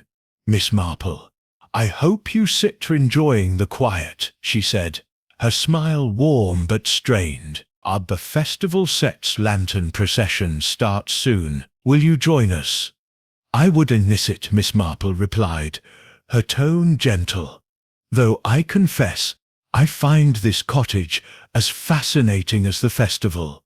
So many memories in these walls." Mrs. Winthrop's smile faltered, and she glanced toward the study door. "Yes, well, old houses do hold their stories, don't they?" "Indeed," Miss Marple said, her eyes twinkling, "and sometimes their secrets. I noticed your study door was locked. Quite sensible, with so many guests about." Mrs. Winthrop's hand tightened on the tray she carried. "Just a precaution," she said quickly. "Papers and such, you know, nothing of interest."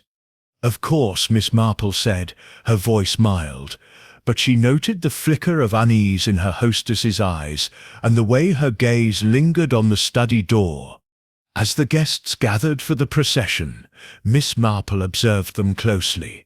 Edward Langley returned, his expression guarded, his satchel still at his side. Lillian Vernon emerged from her room, her eyes red-rimmed, as if she'd been crying. Harrow bustled in, her arms laden with festival souvenirs, while Thomas Gray slipped in quietly, his gaze avoiding Miss Marple's. The tension among them was palpable, like a storm waiting to break. The lantern procession was a spectacle of light and music, with villagers carrying glowing lanterns through the streets, their flames casting a warm glow against the darkening sky. But Miss Marple's thoughts were elsewhere, fixed on the locked study and its secrets. The letters, the photograph, the matchbox, all pointed to a truth buried in the ashes of Ashby Manor, and the intruder, whether Lillian Langley or another, had been searching for something, perhaps the same truth Miss Marple sought. As the procession wound its way toward the village green, Miss Marple lagged behind, her eyes scanning the crowd. She spotted Mr. Dobbs near the church, his tweed cap pulled low, watching the guests with a scrutiny that mirrored her own. She made a mental note to speak with him again, but for now her focus was on the cottage and its occupants. The study had given her a glimpse of the past, but the present held the key, and she was determined to unlock it before the festival's final night. Chapter 9. The Festival's Sex Facade. The village green of Ashby Hollow pulsed with life as the harvest festival reached its peak, the air thick with the scents of roasted chestnuts, mulled wine, and the smoky tang of the bonfire that loomed at the center of the festivities. Lanterns bobbed like fireflies in the twilight, their golden glow casting dancing shadows across the faces of villagers and visitors alike. Fiddles and pipes wove a lively melody, urging couples to spin across the makeshift dance floor, while children darted through the crowd, clutching sticky toffee apples. Yet beneath the merriment, Miss Jane Marple sensed a current of unease, as if the festival's bright facade concealed a darker truth waiting to surface. She stood near a stall, selling woven baskets, her shawl draped over her shoulders, her knitting bag at her side.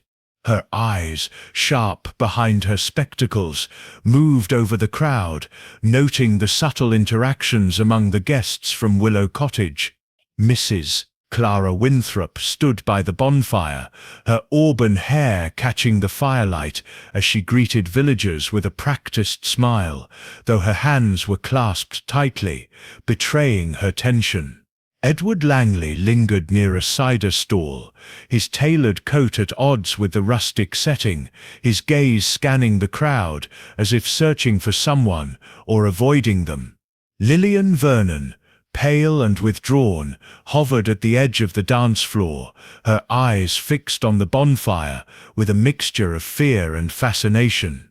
Mrs. Beatrice Harrow, her voice booming over the music, was regaling a group of locals with tales of her travels, oblivious to their polite but strained smiles. Thomas Gray, as usual, kept to the shadows, leaning against a tree with his hands in his pockets, his expression unreadable. Miss Marple's attention was drawn to a heated exchange near the church steps, where a small crowd had gathered. Mr. Harold Dobbs, the village historian, stood toe-to-toe with a burly man in a worn tweed jacket, their voices rising above the festival's din. The man's face was flushed, his gestures sharp, and Miss Marple recognized him as Tom Gray's uncle, William Gray, the former groundskeeper mentioned by Dobbs. She moved closer, her steps unhurried, her knitting bag swinging gently as she blended into the crowd. "You'd have no right to drag that up now, Dobbs." William Graysip's voice was rough, laced with anger. "The past is done, and you know it." Dobbs stood his ground, his weathered face set in defiance. "Done, is it? Not when Clara Sips got that lot at her cottage, stirring up old wounds. You think folk have forgotten what happened at the manor?" The crowd murmured, their eyes darting between the two men. Miss Marple noted Thomas Gray inching closer, his posture tense, his hands clenched in his pockets.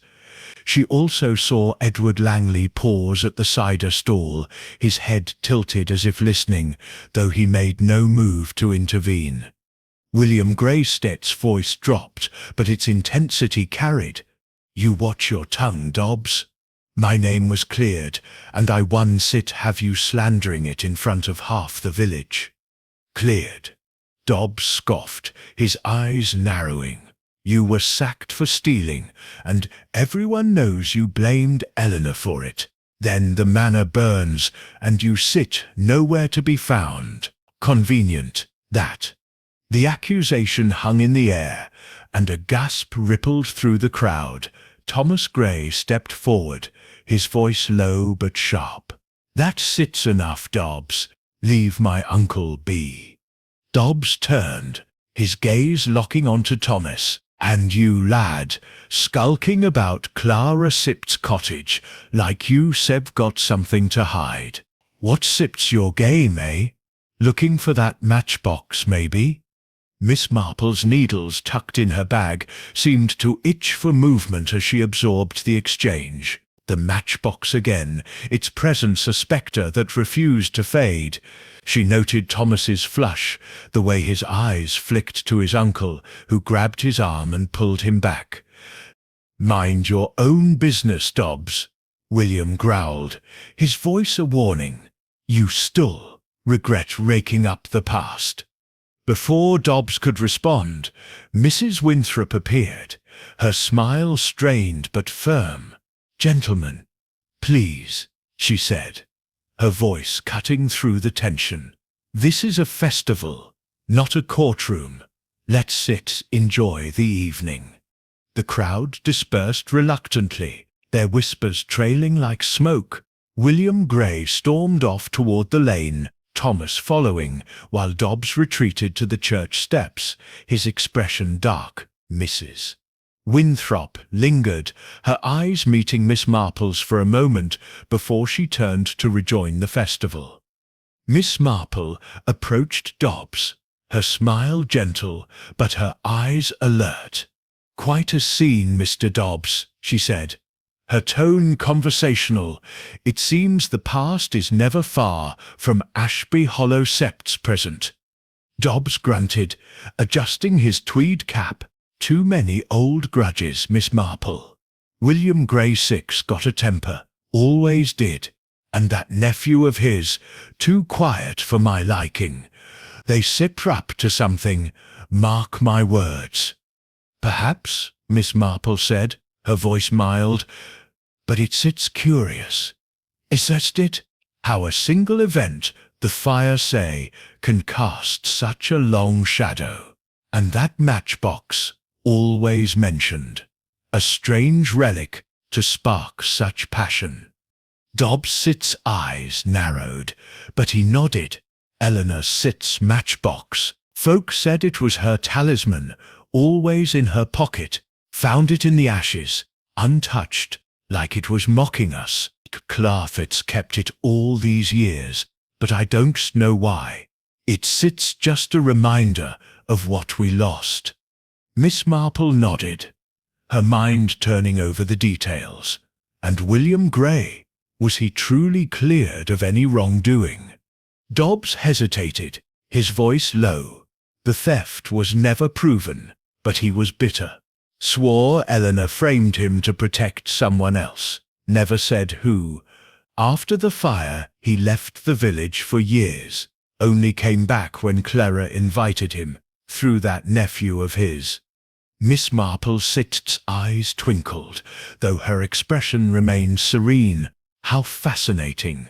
And the others, Mr. Langley, Miss Vernon, Mrs. Harrow, do they share this history?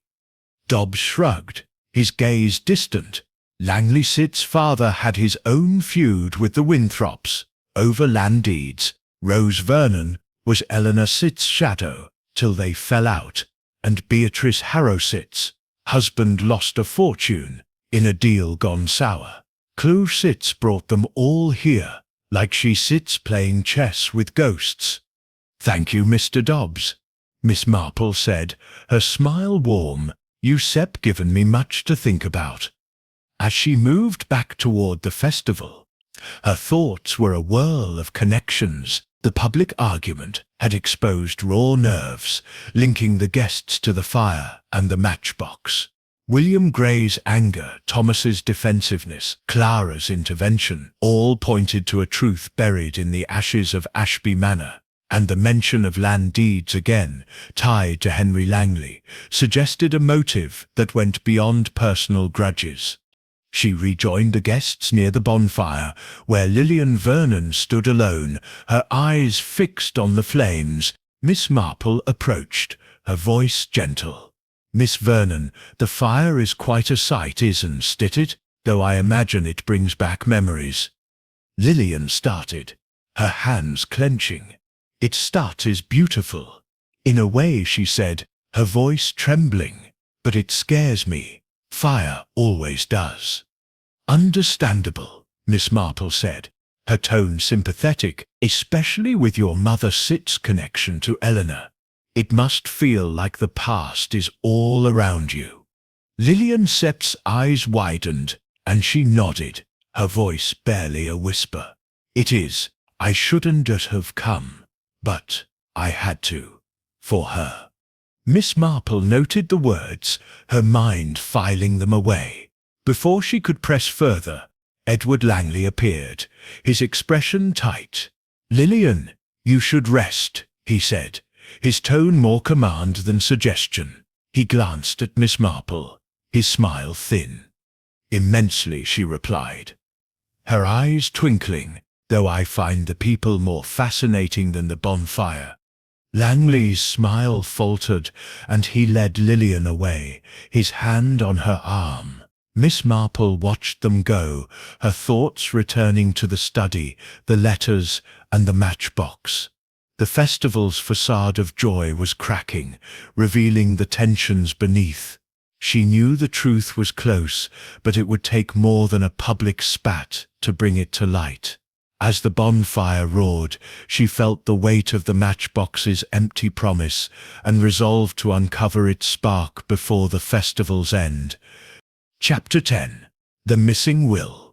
The morning after the festival's heated confrontation dawned grey and overcast, the sky above Ashby Hollow heavy with the promise of rain.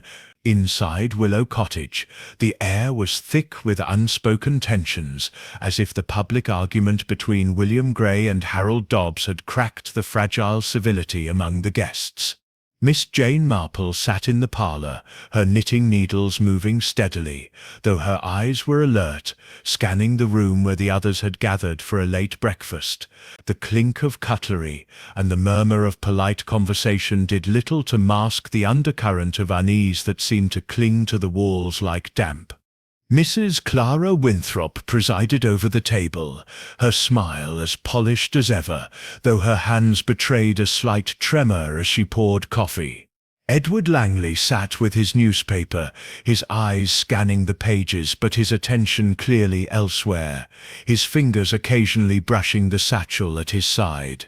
Lillian Vernon, pale and silent, sipped her tea, her gaze fixed on the window as if willing herself elsewhere.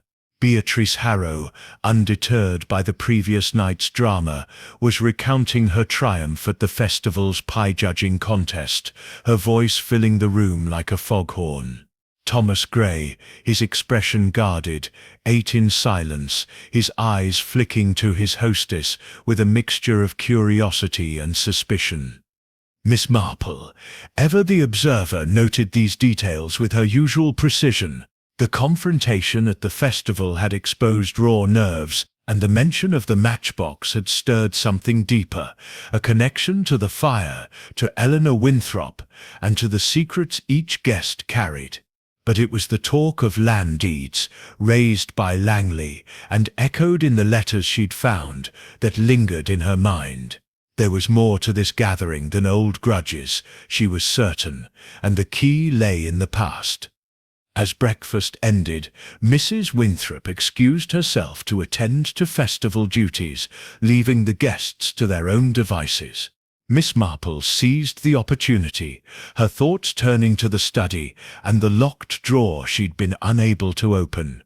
She waited until the others had dispersed, Langley to the garden, Lillian to her room, Mrs. Harrow to the village, and Gray to the parlour, before slipping back to the study door. The lock yielded to her hairpin, with the same soft click as before, and she entered, closing the door behind her. The study was as she'd left it, the matchbox still on the desk, its empty promise taunting her. She turned her attention to the locked drawer, her hairpin proving less effective, this time. After several minutes of careful probing, she heard a faint snap, and the drawer slid open. Inside was a small leather-bound folder, its edges worn but intact. Miss Marple opened it, her heart quickening as she recognized the document within, a will, dated a month before the fire, signed by Eleanor Winthrop. The will was brief but startling. Eleanor had bequeathed the bulk of her estate, including Ashby Manor and its surrounding lands, to Rose Vernon, with a clause stipulating that the property could not be sold without the consent of Clara Winthrop. A codicil, added in Eleanor's hand, read, "In the event of my death, ensure the truth about the deeds is known.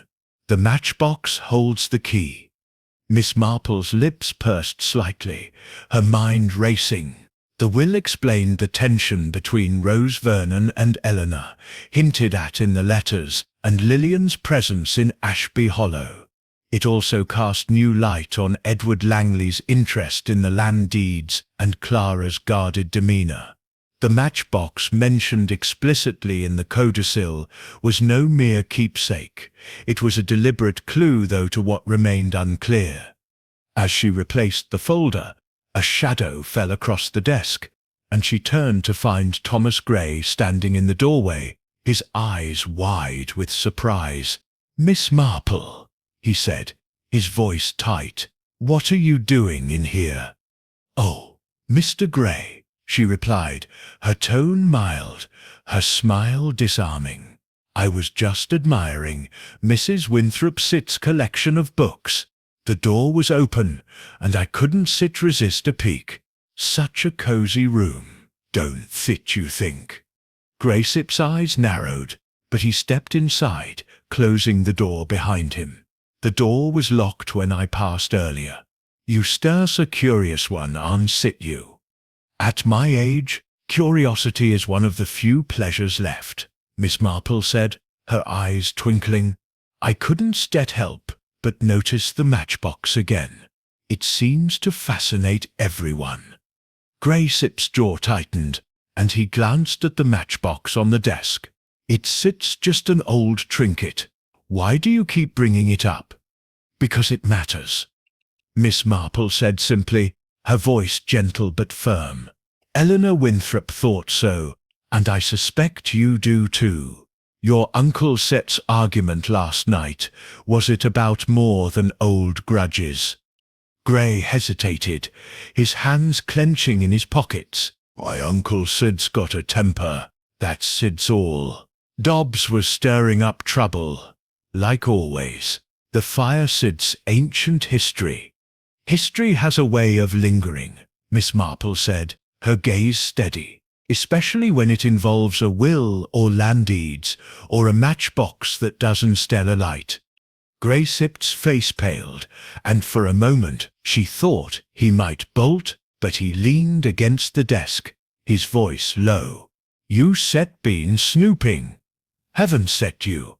What do you know about a will?" "Only that it might change things," Miss Marple said, her tone conversational. "For you, for Miss Vernon, for Mr. Langley, even for Mrs. Winthrop. Secrets have a way of coming to light, Mr. Gray." He stared at her, his expression a mix of fear and defiance, then turned and left without another word. Miss Marple watched him go, her mind cataloguing his reaction. Gray knew something, perhaps about the will, perhaps about the fire. His uncle's bitterness, his own furtive behavior, all pointed to a deeper involvement. She returned to the parlor, her knitting resumed, but her thoughts were elsewhere. The will was a bombshell, tying the guests to a motive that went beyond personal vendettas. If Eleanor had intended to give the estate to Rose Vernon, it explained the falling out hinted at in the letters, and Clara's decision to gather these particular guests, but the codicil's mention of the matchbox puzzled her. Was it a literal key, hidden somehow in its empty shell, or a metaphor for something else?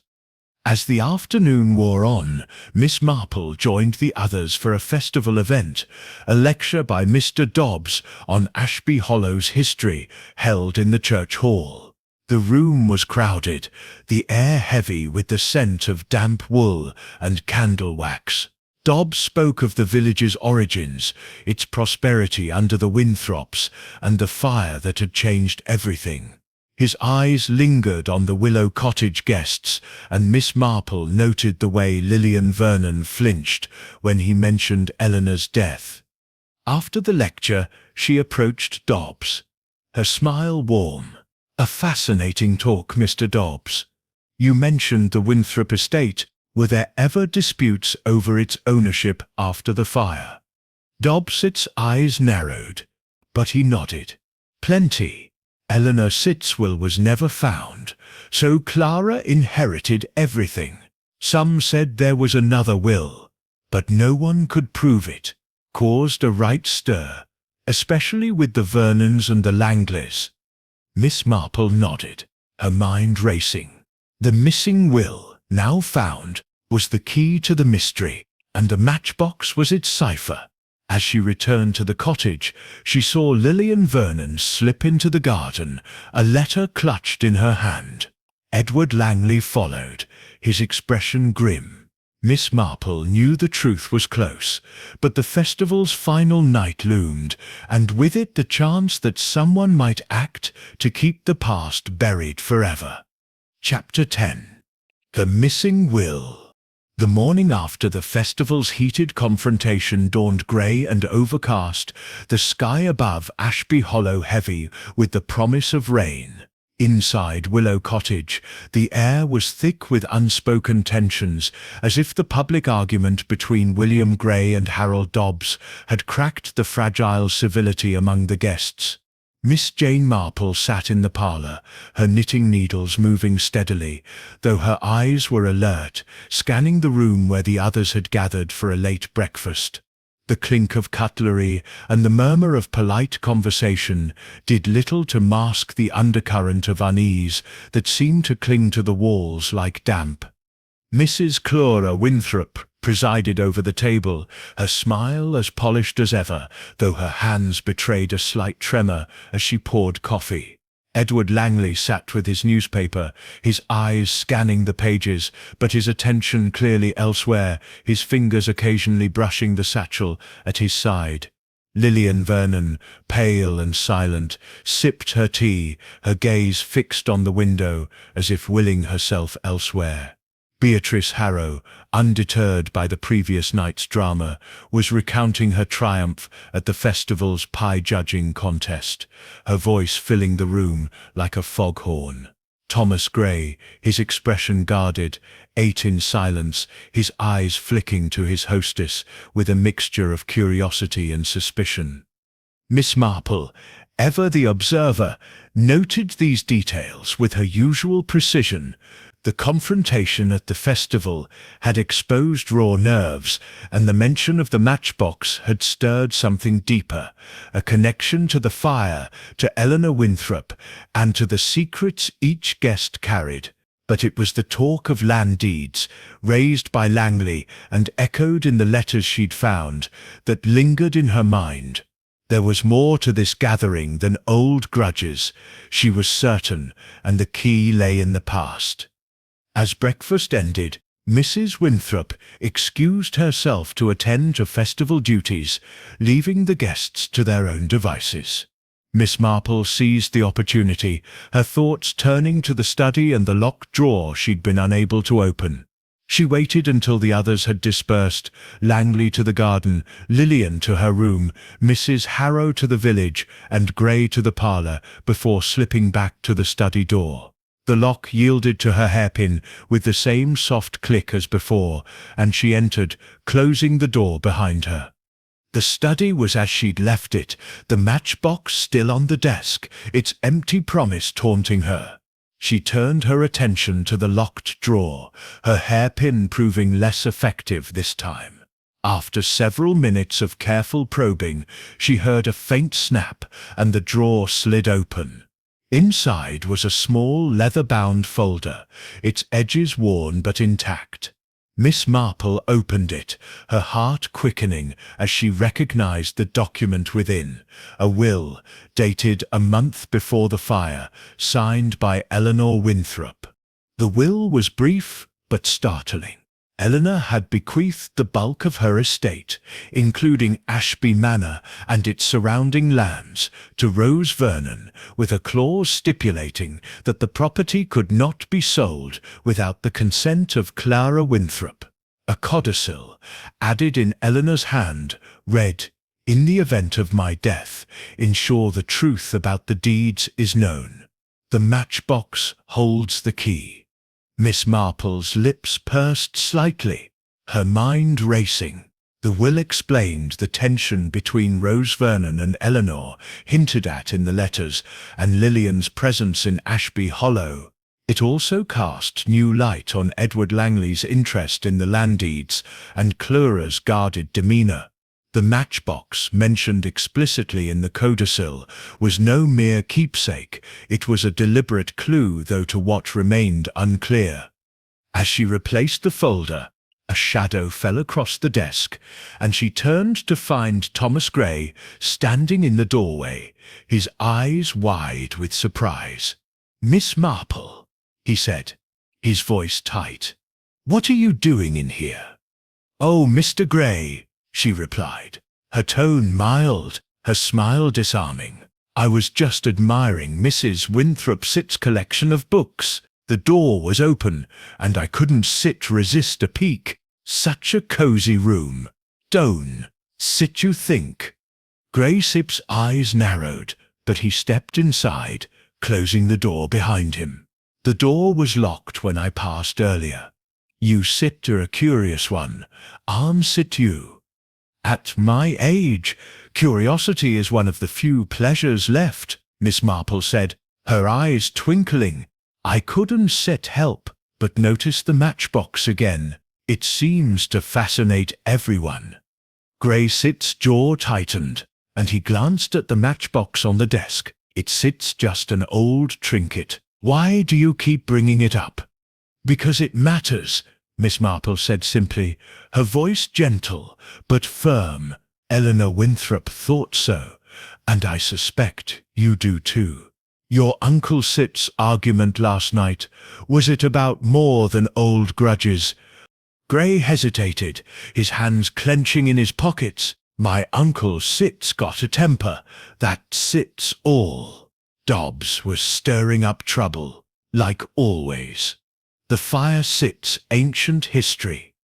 History has a way of lingering, Miss Marple said, her gaze steady, especially when it involves a will, or land deeds, or a matchbox that doesn't stet light. Gracit's face paled, and for a moment she thought he might bolt.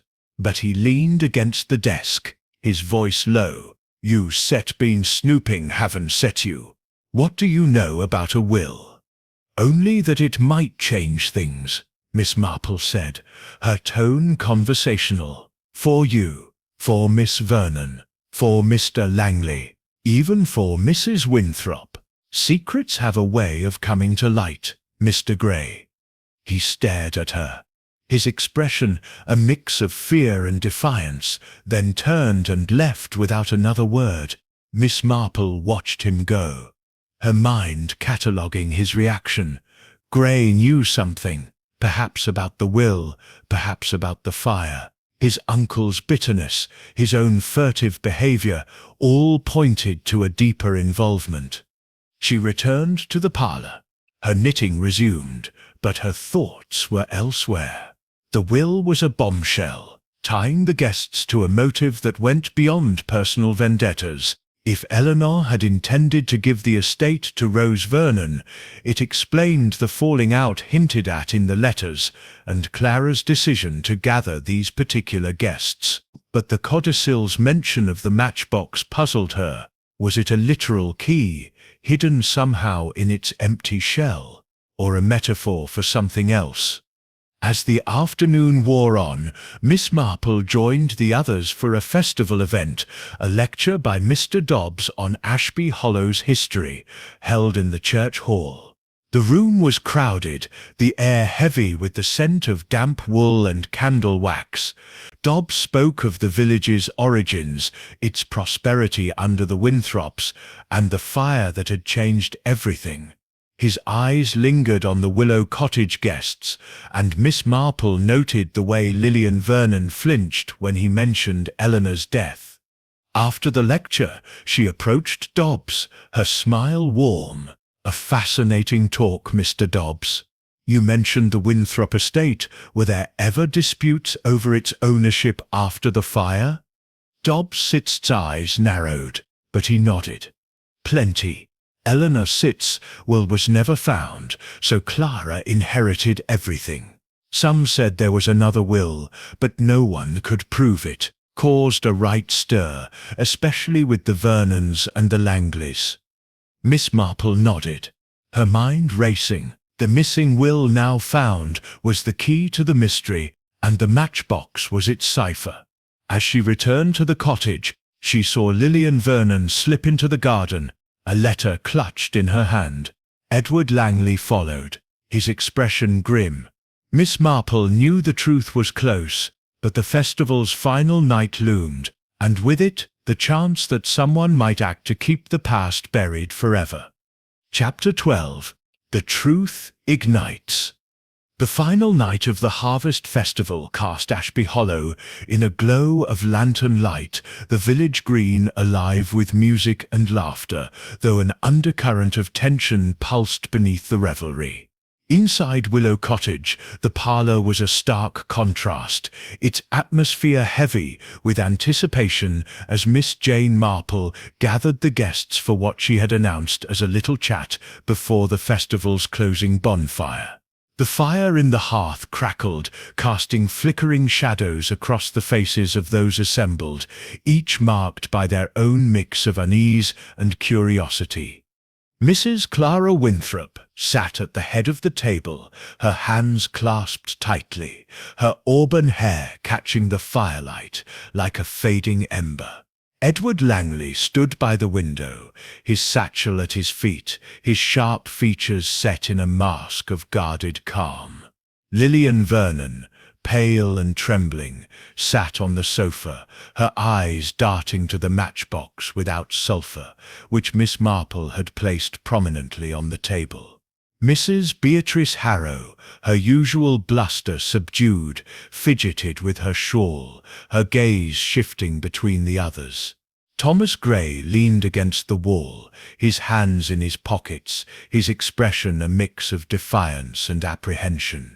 The air was thick with the weight of secrets, and Miss Marple, her knitting needles idle for once, stood at the centre of it all, her presence as unassuming as ever, but her eyes sharp as a blade.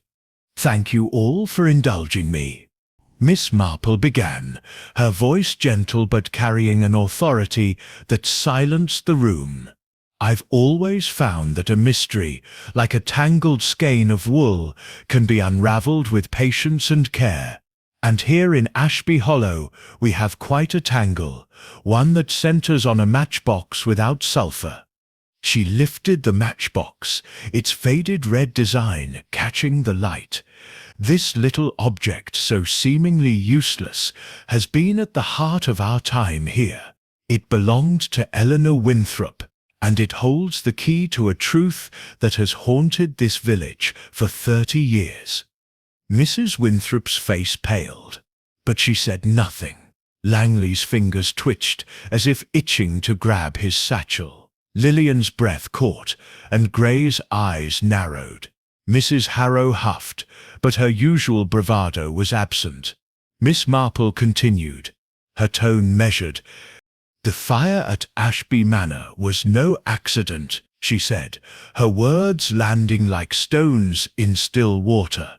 "It was arson set to destroy not just a building, but a truth contained in Eleanor's will, which I found in Mrs. Winthrop's study. A will that left the manor and its lands to Rose Vernon, Lillian's mother, with a codicil about the matchbox." Lillian gasped, her hands flying to her mouth. "You found it? Then it stews. Mother wasn't stowed lying." Mrs. Winthrop Sipp's voice was low, almost a whisper. "Eleanor Sipp's will. I searched for it, but I never found it. Why didn't you tell me, Miss Marple?" "Because I needed to understand why you brought us here," Miss Marple said, her eyes meeting Clara Sett's. "You suspected the truth didn't set you, that someone in this room or connected to them had a hand in Eleanor Sett's death. You invited us to confront the past, but also to protect it." Langley Sett's voice was sharp. "This is nonsense. My father had disputes with the Winthrops, yes, but he was no arsonist, and I accept no interest in old wills." Miss Marple Sitt's eyes twinkled. "Oh, but you do, Mr. Langley. I saw the letter in the study, signed Athasiel Sitz, your father, Henry Langley, demanding the land deeds from Eleanor. Those deeds were tied to the will, when sit they, a fortune in land that your family lost when the manor burned." Langley Sitt's jaw tightened, but he said nothing. Miss Marple turned to Thomas Gray. "And you, Mr. Gray, your uncle William was sacked for stealing, a charge he blamed on Eleanor. He was bitter, wasn't he? Bitter enough to seek revenge?" Gray Sipp's face flushed, his voice low. "My uncle had nothing to do with the fire. He was out of the village that night. You, Sipp, got no proof." "Proof," Miss Marple said softly, "is in the matchbox. Eleanor's codicil said it held the key to the truth, and I believe it does, literally." She held up the matchbox, her fingers deftly sliding open the base to reveal a hidden compartment, a tiny space just large enough for a folded scrap of paper.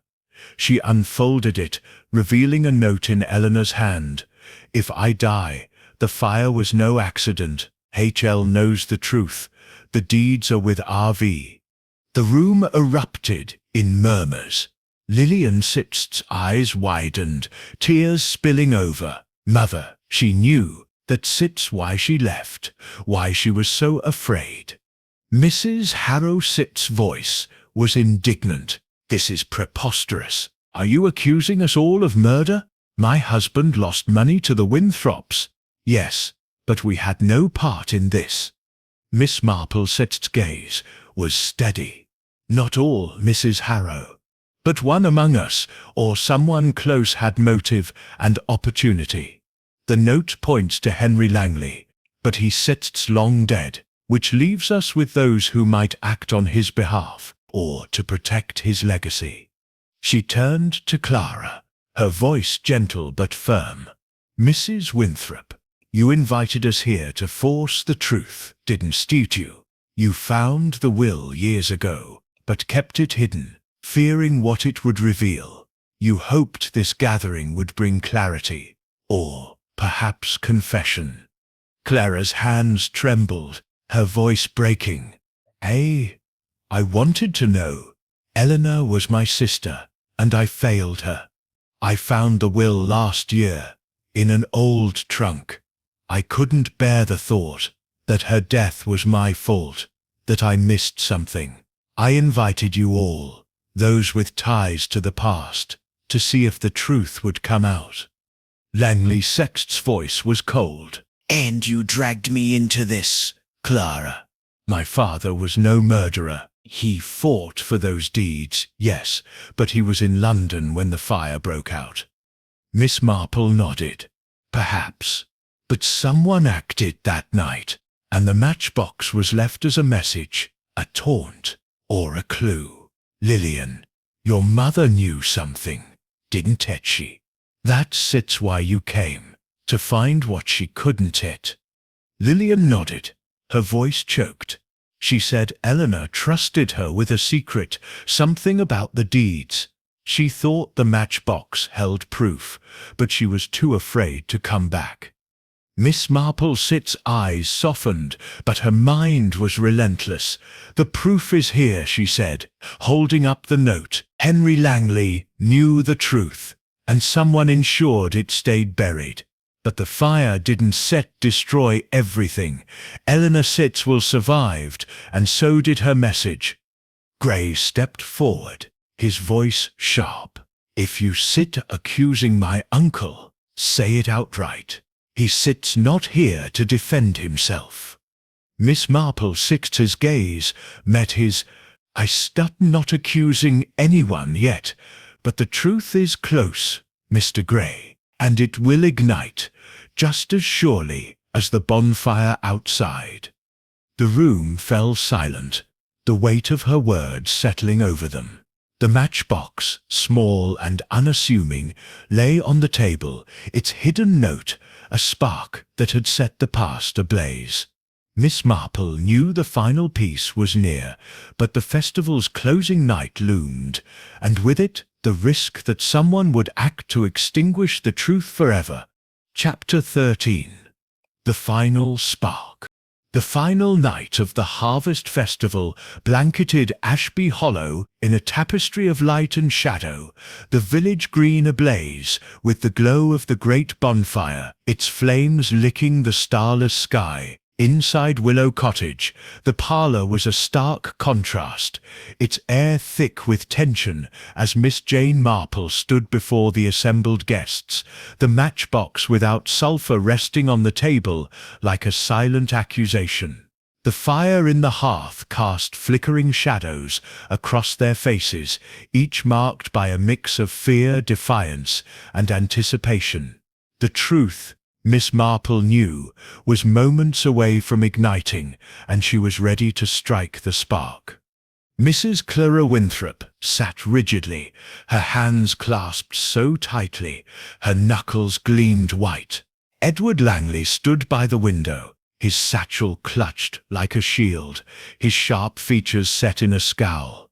Lillian Vernon, her eyes red-rimmed from crying, sat on the sofa, her gaze fixed on the matchbox, as if it held both salvation and doom. Mrs. Beatrice Harrow, her usual bluster reduced to nervous fidgeting, twisted her shawl in her hands. Thomas Gray leaned against the wall, his hands in his pockets, his expression a mask of guarded unease.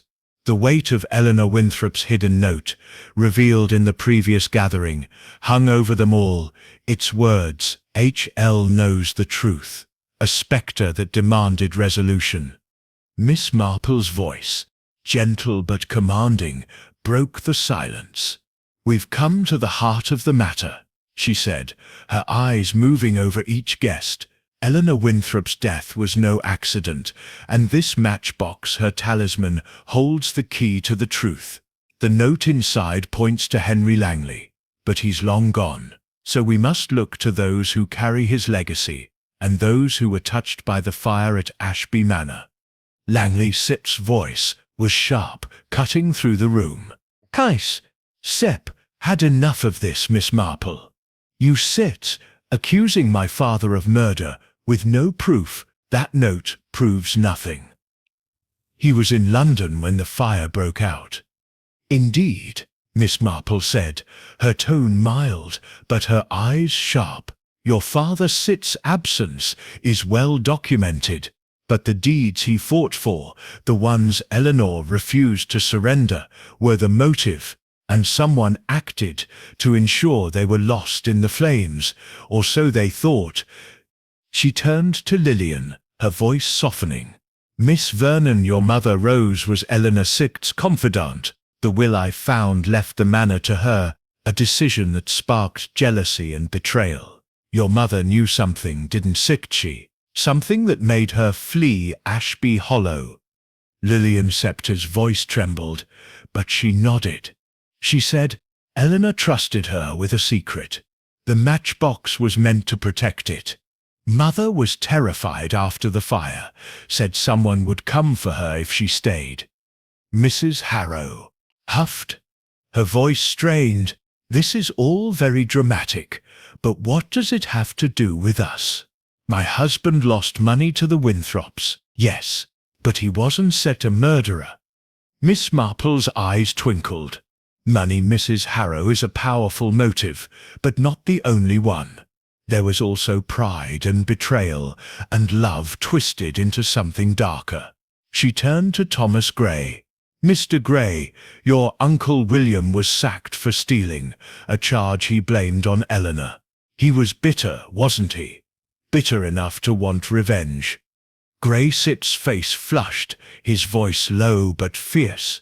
"My uncle didn't start that fire. He was out of the village, and you can prove otherwise." "I don't intend to," Miss Marple said, her tone calm, "because the truth lies closer to home." She turned to Mrs. Winthrop, her gaze steady. "Clara, you invited us here to confront the past, but also to protect it. You found the will last year, and you knew what it meant, that Eleanor's death was tied to the deeds, and to someone in this room." Clares's face crumpled, her voice barely a whisper. "I wanted to know, Miss Marple. I wanted to understand why Eleanor died. I loved her, but I failed her. I thought, if I brought you all here, the truth would come out. And it has," Miss Marple said, lifting the matchbox.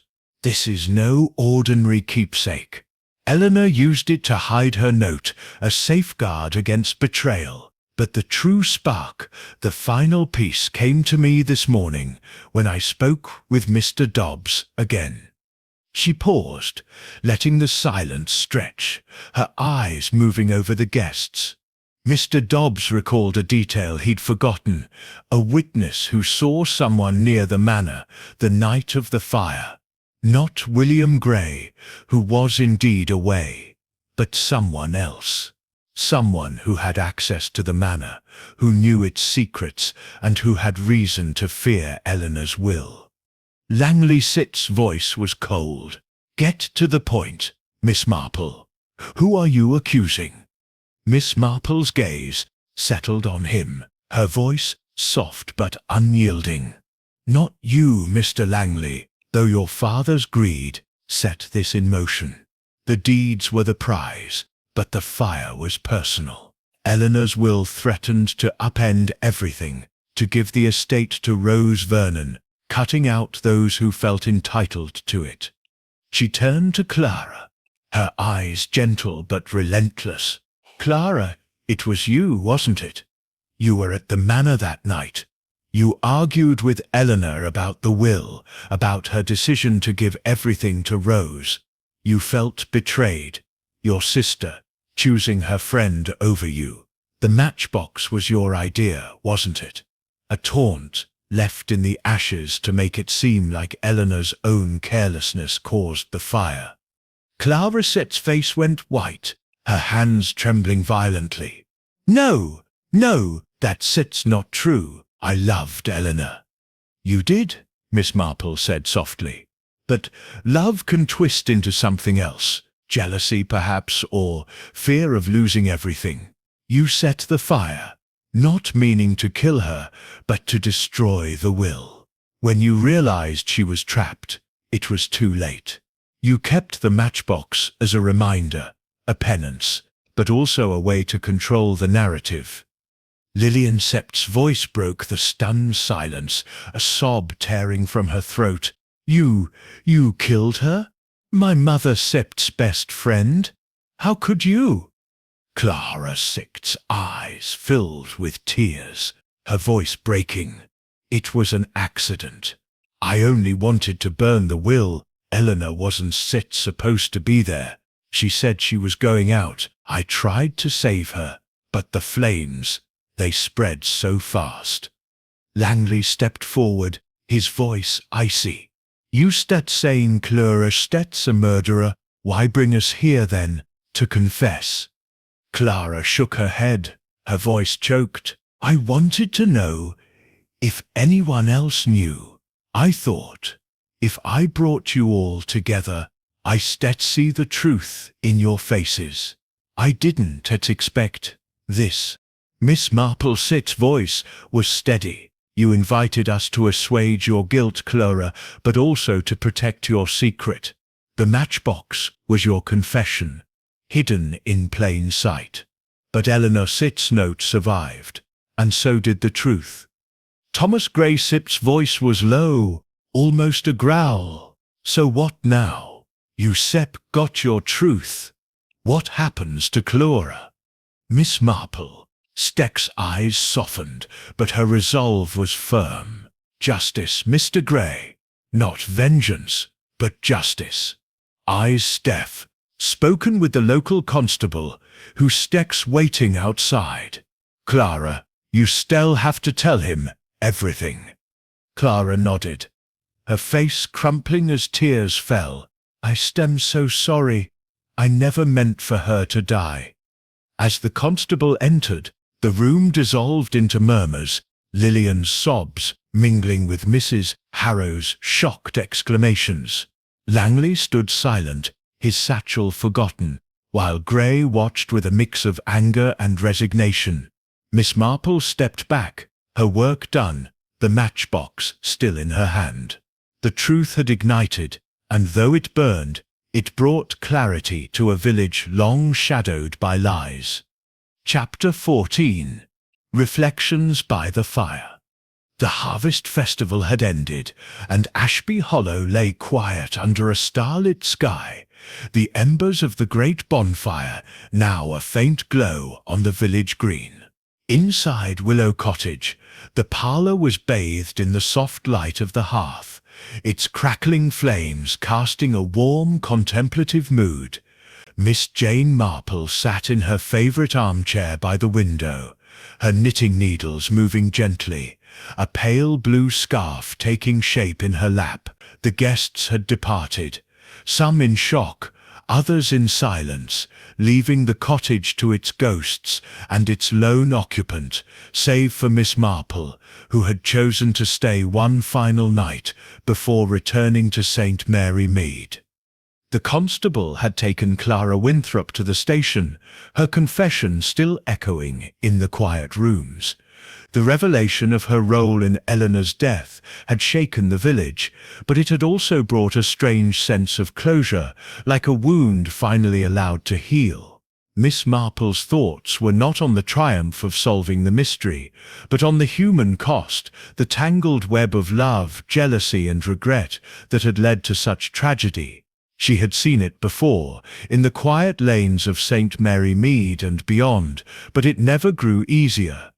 A soft knock at the door broke her reverie, and Lillian Vernon entered, her face pale but composed, her auburn curls tucked beneath a simple scarf. She carried a small suitcase, her departure imminent, but her eyes held a resolve that had been absent before.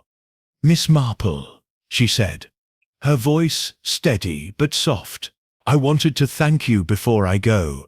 You gave my mother Sit's memory peace. She always believed Eleanor Sit's death wasn't an accident, and now I know she was right." Miss Marple set her knitting aside, her smile gentle. "I'm glad I could help, my dear. Your mother Sit's love for Eleanor was clear, and I believe Eleanor trusted her with that will for a reason. The matchbox was her way of ensuring the truth would out." Lillian nodded, her eyes glistening. "I found a letter from Mother this morning, tucked in my suitcase. She wrote it years ago, saying if I ever came back to Ashby Hollow, I should look for the matchbox. I didn't understand until now." Miss Marple Sit's eyes twinkled. "Eleanor was clever, and so was your mother. They knew the truth would need a guardian, and you Sits honored that. What will you do now?" Lillian hesitated, then squared her shoulders. "I'm going to London. The will, it's complicated, but the solicitor says there's a chance I can claim part of the estate. I want to use it to help the village. Maybe restore the church, or start a fund for the children. Something good, to balance the past." "That's a fine plan," Miss Marple said, her voice warm. "You sit stronger than you know, Miss Vernon. The past can be heavy, but it can also light the way forward."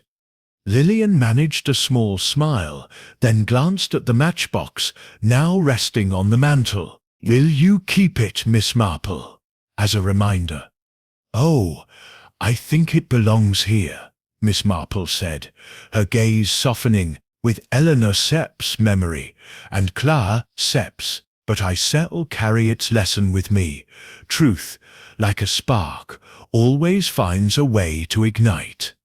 Lillian nodded, then turned to leave, pausing at the door. "You said, not what I expected, Miss Marple. You see things others miss." Miss Marple chuckled softly. "At my age one learns to look closely.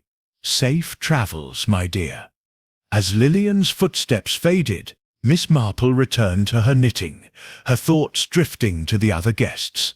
Edward Langley had left abruptly, his satchel clutched tightly, no doubt eager to distance himself from the scandal, though Miss Marple suspected his father's legacy would haunt him still. Mrs. Beatrice Harrow had departed with a flurry of complaints, her indignation masking relief that her own secrets remained untouched. Thomas Gray had slipped away quietly, but Miss Marple had seen him speaking with his Uncle William, their heads bent in earnest conversation. Perhaps, she thought, they would find their own peace with the past. She rose, crossing to the mantel to study the matchbox one last time. Its faded red surface was unremarkable, yet it had held a secret that unravelled a 30-year-old mystery. She thought of Eleanor, her bright smile in the photographs, and Clara, whose love for her sister had twisted into a tragic mistake. The matchbox was a symbol of both love and loss, truth and deception. The fire crackled, and Miss Marple sat back, her needles resuming their rhythm. Ashby Hollow would heal. She knew, as villagers always did. The festival would return next year, the bonfire would burn, and new stories would weave themselves into the old. But for now, the truth had been struck, and the spark had done its work. As she packed her suitcase, ready for the morning train, Miss Marple felt a quiet satisfaction. The mystery was solved, not with fanfare, but with the gentle persistence of observation and understanding. She glanced out the window at the sleeping village, its lights winking like stars, and smiled. The world was full of matchboxes, waiting for someone to find their spark. And so, dear listeners, the Matchbox's secret has been revealed, and Ashby Hollow's shadows have been brought to light. Miss Marple's keen eye has unravelled another tangle, proving once again that truth, like a spark, cannot stay hidden forever. Where are you reading this tale from?